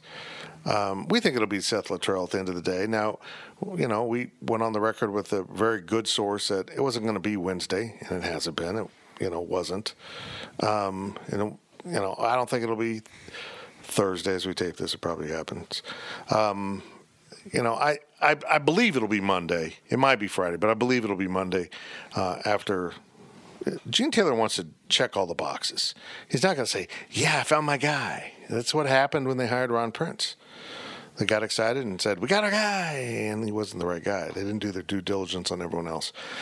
Obviously, we're still working to try to confirm if when a coach gets hired. Like, that is, yes, part of our job, but the other part of our job is to cover the search as a whole. I think the way the world of media has changed in the last 10 years is this. We were so hardwired before to be the one to break it. And everyone was trying to do that. And now some people are still wired that way. And I certainly am not saying we're not trying to be the ones to break it. But that's really not what's important. What's important is the depth of coverage, the quality of coverage, and not being biased towards one candidate or another. I like Jim Leavitt. I think Seth Luttrell will get it. I like Eric Wolford. I think Wolf would be a great coach. It's okay to have an opinion other than the nation. Yeah, Chris Kleinman, I think, would lose the press conference and might win a lot of football games. Actually, all the guys we're listening, and Brent Venables included, I would love to have coach. I'm not looking at any of them like, ugh. Yeah. I really don't feel that way about it. I think they're all quality coaches and could succeed. And really, folks, it's not about winning that press conference. It's about winning football games. That's where Kansas State is. Kansas needs to win the press conference. K-State doesn't really need to do that. They need to win football games. But it's been hectic. It's been amazing. It's been fun. It's fun. It's exhilarating. It really gets you locked back in. And I think moving forward, you're going to notice a little bit difference in how we cover everything. When our guy from 24/7 came in, we really talked about some different things, some different approaches. And we have done things differently at 24/7, but it is truly a different business model than what we practiced at Rivals. It's a different setup. It's a different approach, and it's a more long-lasting approach, I believe, which is a big reason why we changed. But still, for an old dog, it's hard to really learn the new tricks. And so the newsletters, I mean, if you're not signed up, if you listen to this podcast, you're not signed up for the newsletter, you need to be. What are you doing? Yeah, I mean, in all seriousness, you just go on the website, put your email address in, and then once, twice a day, you will get a newsletter from us. And anything you missed, if you can't make it to the web, you're busy. I get it. You're at work. You're not one of those people that's on the message boards all day at work. Some people can do that. A lot of people can't do that. That's fine. You're going to get a newsletter that said, hey, here's what's going on at GoPowercat.com. Click. There you go. You can go click on it. So you should be signed up for the newsletter. But it's cool. I really like 24/7's approach. I just think it's the way they really want us to analyze the horse race, and really dig in. Not that this is a chance to, cover a coaching hire. It's a whole new football world. I mean, it doesn't end once Seth Luttrell or whomever is hired as coach. That's not the end of the coverage. Everything changes from here on out. We might have access to coaches, to players. So the fact that we have a big staff, an experienced staff, was really going to give us an advantage in the marketplace because we can throw a lot of resources at it. I'm ecstatic. But at the end of the day, on Sunday, no matter what, if you knew it was coming, you knew the retirement, forced or otherwise, was coming, you still were sad. You just can't. It's hard to see him go out that way. You're sad that he's leaving, but you're sad that he let it happen that way. So, onward. From Darren Sproul, superfan, I'm having trouble getting excited for basketball season because I feel like the NCAA tournament broke just the right way for Bruce and the Cats. Riley, please give me a reason I should be watching. Well, I mean, I think you should be watching because it's your team, and they're a top 20 team still, and obviously they're a very talented team. But I don't disagree with your sentiment that the tournament broke right for him. I mean, I've said that publicly. It happens for teams all the time. And I'm not faulting Bruce Weber for that. No, thank God it was Kansas State for once. Take advantage of it. There's no shame in that. It doesn't diminish what you did, but it definitely is noteworthy to say, hey, they didn't play a 1 seed, and that definitely influences it. If they lose to Virginia in the second round, do I think they're the number 12 team to start the year? No. I think they're maybe a top 20 team, probably 22 to 18 range, and I think that's fine. Look, this team, it's more realistic. Yeah, this team is not a top 10 team right now. Can they get there? Absolutely, but they're not there right now. They have flaws right now, and I think the quote. Look, I was in Milwaukee, but the best quote that anybody got from that game was Fitz on the radio broadcast when Bruce said that the team, I'm paraphrasing here, that the team cares more about the games than the practices right now. I think that tells you where this team's head is at. That maybe they got a little bit ahead of themselves and said, hey, they talked about not letting the ranking affect them, but it clearly did. It clearly got after them and clearly got their head a little bit big, and that happens to teams. So, yeah, I understand the skeptic approach right now, the, hey, why are we not this good idea, but it's going to take them some time. They're going to get there, I think. Just keep watching them, and if Tulsa goes badly, then you have some legitimate concerns, I think. But I'm not ready to overreact to Marquette. Marquette proved to me what I thought about this team. People overreacted the other way. People were talking Final Fours and said, "Come on, man." That was way. Come on, man. This team doesn't have the thoroughbreds that a Final Four team typically does. Doesn't mean you can't get there. I mean, certainly Loyola Chicago didn't have thoroughbreds. You can get there. You just kind of got to fall your way all the way to the Final Four. This is a good team, but I loved Bruce's comments. Usually I don't like the message Bruce sends. I think he's a little soft on his team at times. But he was flat out honest on the radio. And just to clarify, we're trying to staff every game. Saturday's a little in doubt due to weather. I'm not risking these guys' lives on ice to get to Tulsa. Whew. Nobody should do that. God, I don't want to go to Tulsa when it's 85. Not Tulsa, it's Whataburger. We're not going to a game.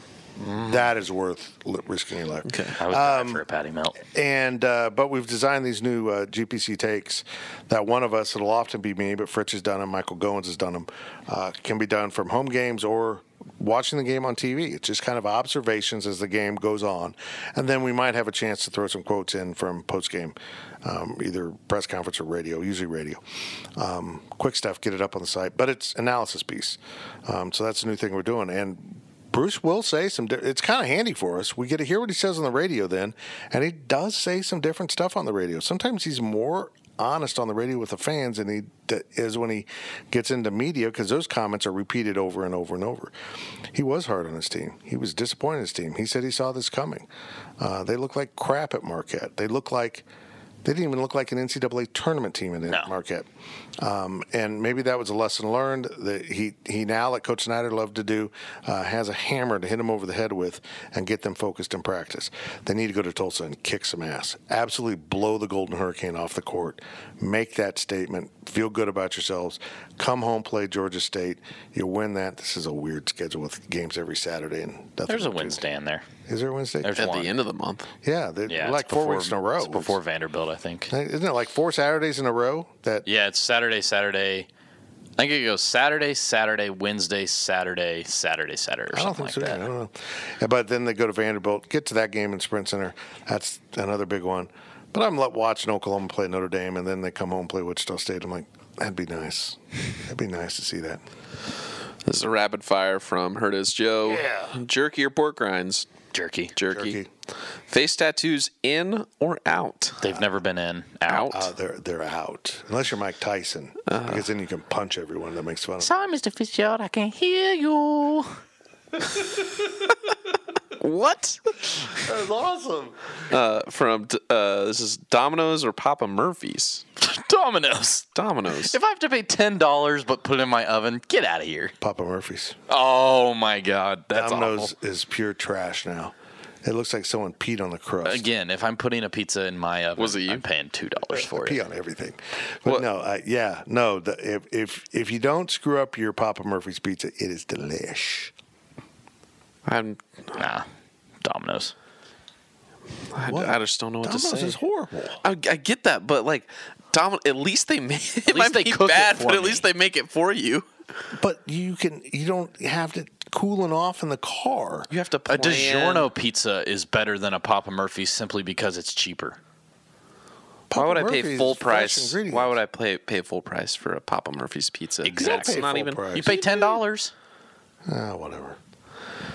Tabasco or Louisiana. Neither. I can't do either one. I don't like hot sauce. I can't do hot sauce. Probably Same. Tabasco if I had to because it's the name brand.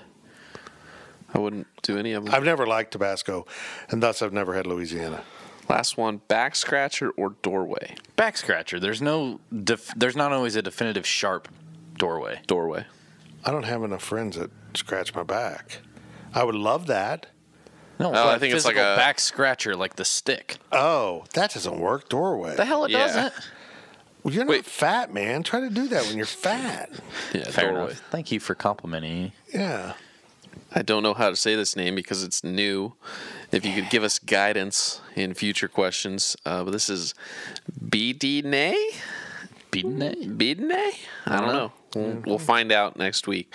Stay tuned. Seth Luttrell coached Gronk. After Gronk announces retirement at the end of the year, what are the chances he becomes new tight ends coach at K-State?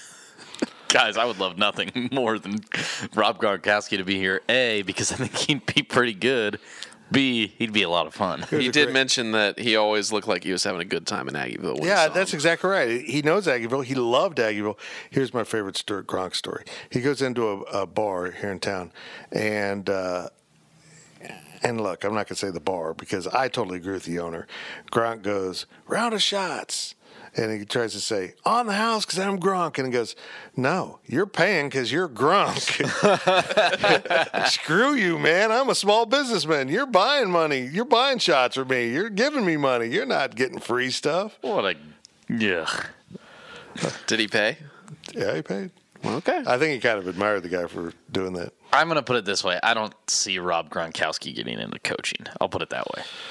No, maybe he comes as a party-in-chief. Yeah, I could do that. One of the 10 assistants that Seth Luttrell would get, or is it 11 now? You have 11 coaches. It's 10 assistants. Yeah, whatever. Make one of them Rob Gronkowski strictly for partying. No, maybe you put him in charge of campus visits. Recruiting analyst. Yeah, party. Yeah, recruiting analyst. Yes. Hey, man, welcome to campus. I'm Gronk. Where do I sign? Want to see the dorms? Can you imagine Rob Gronkowski trying to give a dorm tour, but he can't get in the dorm room because his shoulders are so wide? The problem with Gronk It's like, hey, this is the girls' floor. Hey, I hung out here all the time in Arizona. The problem with Gronk is he'd be like, here's a dorm. Screw that. Let's go get some shots. I'm 16. Hey, hell with it. Let's go. Gronk, Hey, man, want to eat some Tide Pods? Limestone Silo asks, it's okay to be selfish. If you could pick the next head coach's top 3 media relations characteristics, what would they be and what would that mean to your job? Well, first and foremost, talk to assistants. Yeah. That's got to be a thing with the next coach. God, I hope we get that. I'm torn on open locker room. Where do you stand on open locker room? I'm opposed to open locker room. Because I think it's kind of a player's thing. I don't think that any school in the country has open locker rooms. I'm opposed to that because I don't want to smell an open locker room.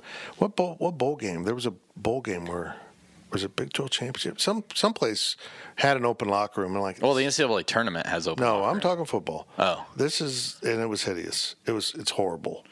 That's a disgusting place.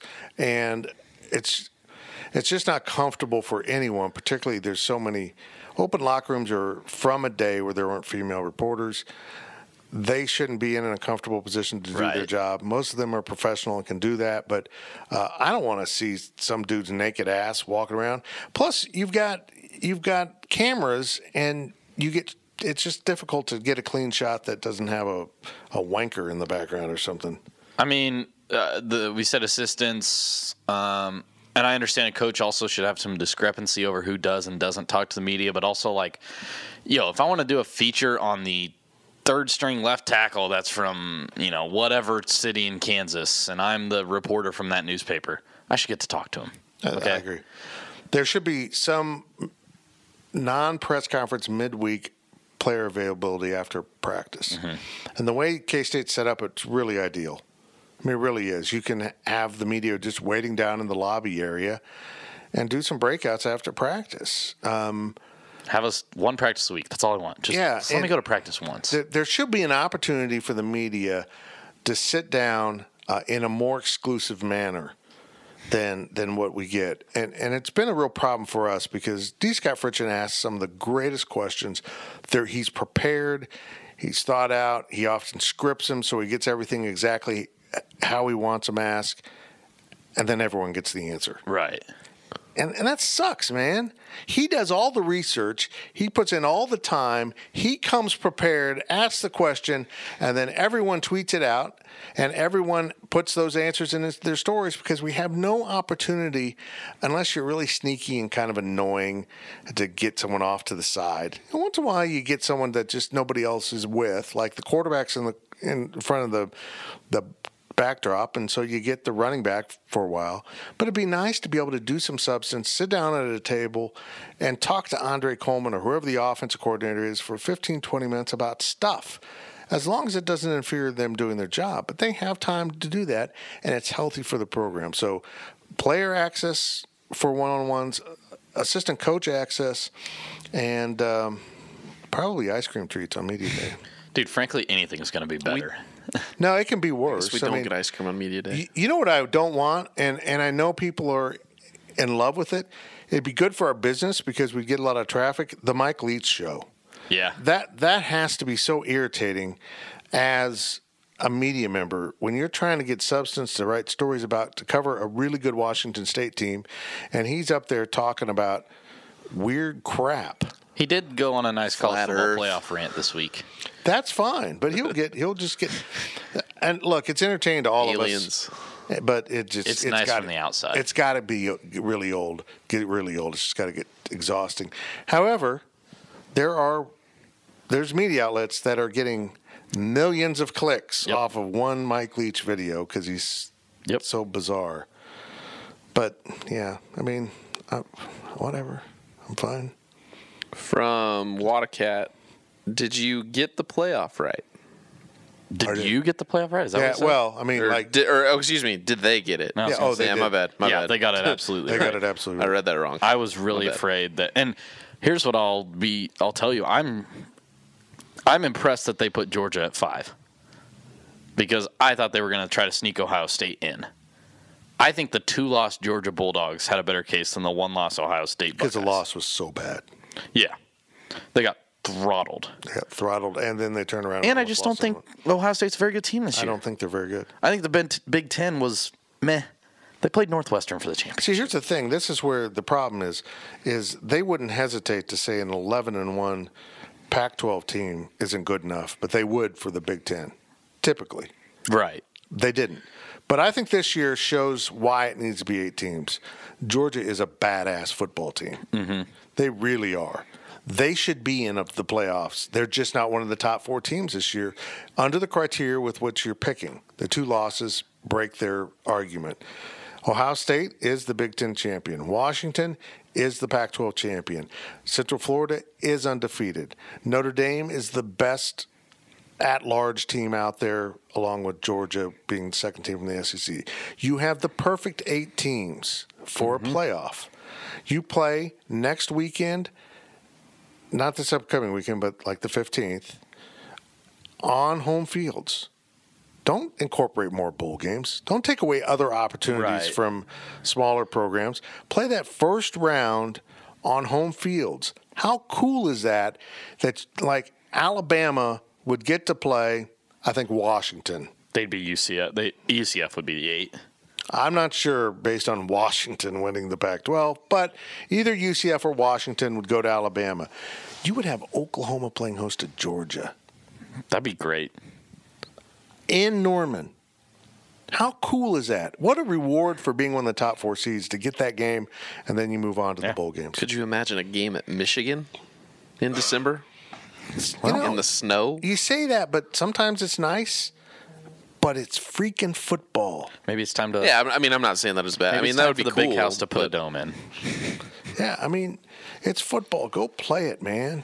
Go play it. Go have some fun. The NFL can survive it. I think we'll be at. I think this year is the first domino for an 8-team playoff. Because 2 major conferences. It's not going to be this year. It's not going to be next year. But 3, 4, 5 years down the line. I mean, with Notre Dame getting in, it's the first non-Power 5 team, right? Yep. Right. I mean, they fully deserve it. They're Power 5 in their own kind of corner of it, but not from a Power 5 conference to get in. So that means 2 conferences got left out. 3 conferences. No, Clemson. 2 conferences got left out. And almost 3. If Georgia had snuck in there, it would have been 3. And then it would have been big trouble. From I Like Pickles Cat, what do you think is your most annoying trait in the office, and what would the other 2 you say annoys you the most? Well, God, I got so many. Yeah. I sing Christmas carols. I don't know. I want to hear what annoys you about What me. annoys me? About me. So let me make sure I have the question right. We're He's supposed to asking, say, what do you think's the most annoying thing what you do I do that annoys everybody else? Yeah, what you think personally annoys everyone else, and then you get to say, I don't get annoyed. Probably what annoys everybody else about me, I think, is that I got a pretty short attention span when it comes to some things. I gotta. Yeah. I stand up and walk around every time I see something. No, that's not what it is. It's you think you know what something's about by not getting all the information, and then you're completely wrong. Yeah. Like sometimes in a text, you'll read part of the text and then you're like, what? Yes. That's my most annoying. Yeah. Well, yesterday I was annoyed when Fitz wasn't coming in, and I'm trying to get an invoice. Or that was 2 days ago, trying to get an invoice made, and the formatting's all wrong. I'm like, I need these books. I know. Other than Our that, most annoying trait as a staff is that we have no regular. It's like, hey, you in the office? Nope. Damn. Don't know when you're going to be in there. Yeah, that was. I wasn't coming in Monday. That wasn't a good day. Yeah, I don't think that's annoying. I think it's cool. You don't have to be in the office. You got nothing to do. It's nice. It's annoying for just if you need something somewhere else. I don't know. We've always gotten along. We've never had someone on our staff that people didn't get along with. Zach and I annoy each other with certain things, but it's not like we let it simmer over, you know? Yeah. Half the time we're in the office by ourselves because we just, well, Fritz, I'll come in and he won't, and he'll come in when I won't. Fritz is a 9-to-5 guy. Oh, yeah. Just absolutely destroys work for 8 hours and about 8 hours of drinking coffee. And 3 bowls of soup. 3 bowls of soup. The guy eats more soup. It's amazing. It's unbelievable. And I'm kind of hitting me. I work from home a lot because I'll just get my laptop. Yeah. And just start. And I wrote I write my columns from home. I can't be in here and being interrupted. And I like to come into the office for social interaction, so. Which is why we don't need to have an office, so to speak. Most websites don't have an office. Everyone works from home, and they might FaceTime or text or whatever. I think it's good to have a newsroom. Even though we've got offices here, we had a really cool office. As soon as we finish fixing it up, get our new studio. Eventually, clean the grout. Yeah, we're gonna get that done. It's just kind of been one thing after another. I can't exactly get myself to be painting walls when there's a coaching search. Yeah, our goal was to do after football season. Still and then football Bill Snyder season. had to retire, so. But no, I don't mean to duck this question. Anytime you spend a bunch of time with people, there's something annoying, but right. We get along really well. There's no one trait that sticks out that like happens all the time. They're like, well, you did this again, I have to pee every 45 minutes. But that's health That's related. pretty annoying. That's why I don't get to go on the road anymore. It's the biggest reason. Like, I thought about going on to a one road game, and everyone's like, no, we're not stopping in Topeka and Kansas City. And where would you even stop in Topeka? Spangles. Yeah, I guess. Well, there's the rest area right past Topeka. Oh. That's basically Lawrence. Oh, there's one past Lawrence. That's also basically Lawrence. From Wildcat Tad 2, it's another quick hits, rapid fire round. Jam or jelly? I don't know the difference. Is there jelly. a difference? What's the difference? Yeah, what's the difference? It's not, I can't describe it. It's a taste. There's a taste. I'd probably say jelly. I've always had jelly. Because Grandma didn't make any jam today. That's what I think of jam. It's a mason jar. Grandma's jam. Grandma's jam. Monopoly or Clue? Monopoly. This is a really good one. To me, it's Monopoly because it's laxed. What? Or excuse me, relaxed. Sorry. Good God. It's relaxed. Like, I don't have to sit here and think during Monopoly. Yeah, you do. Yeah, you do. I mean, a little bit. Monopoly but not like has Clue. Clue is so much more simple than Monopoly. You're literally you're making a guess. You're making it was this person in this room with this weapon. But if you guess and you look, you're out. It's done. Yeah, like you're getting clues. Like I could fall into the hole in Monopoly, but 3 turns later, I could be back on top. But there's so many more moving parts to Monopoly, and there's strategy. I worry about myself when I'm playing Monopoly. Yeah, but there's strategy. Yeah, to an extent. I think I'm not a big game person. I would probably pick Monopoly, but I haven't played either game forever. But I am pissed off he left out Risk. That's my game. Okay, old man. My game's Settlers of Catan, but no one ever wants to play. I don't even know what that is. That sounds like a game that Sheldon Cooper from The Big Bang Theory would play. Probably does. Yeah. It's like the most popular board game right now. I play a game called Jackass. It's like trivia. It's really fun. Wow. Anyways, so much for rapid fire. Here we go. Last one is ham or turkey for Christmas. I'm turning into a ham guy. I mean, ham over turkey 365 days a year. Basically, I want a T-shirt that says "Pigs are delicious." Turkeys for Thanksgiving, ham is for Christmas. I thought that was always That's how what it went. is, but we also have ham at Thanksgiving.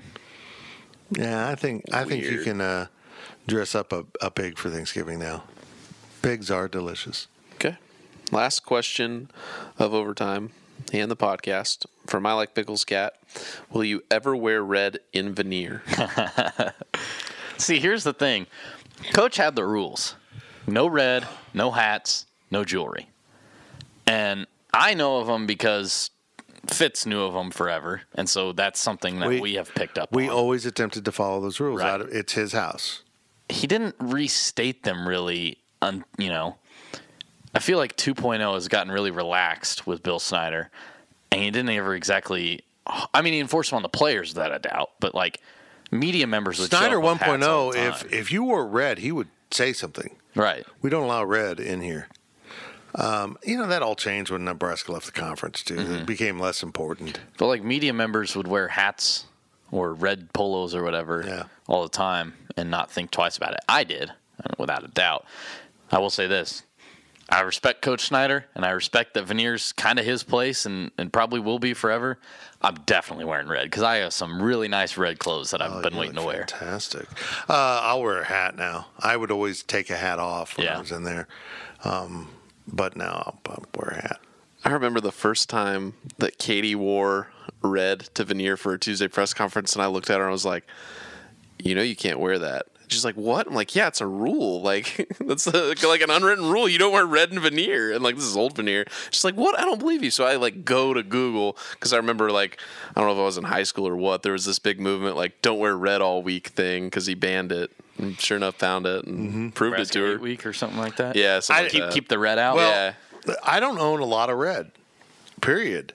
I mean, every time I would go in public in red, it could be a Chiefs shirt, and people would go, well, why are you wearing red?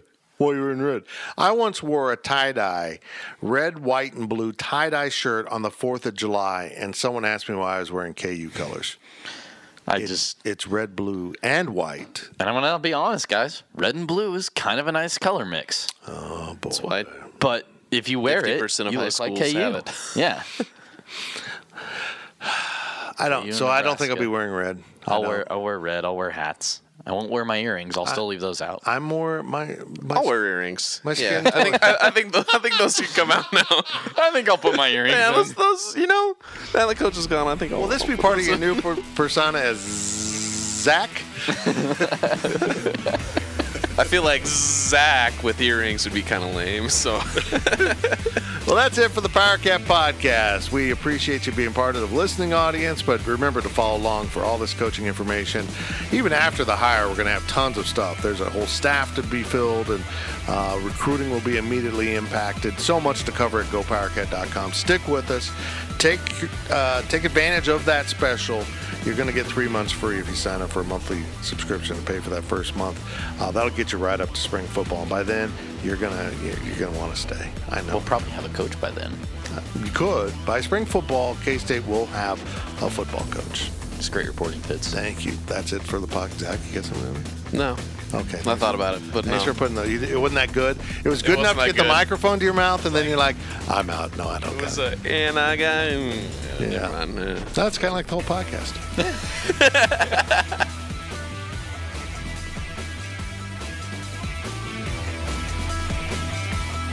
Powercat Podcast. All rights reserved. GoPowercat.com and Spirit Street Publishing.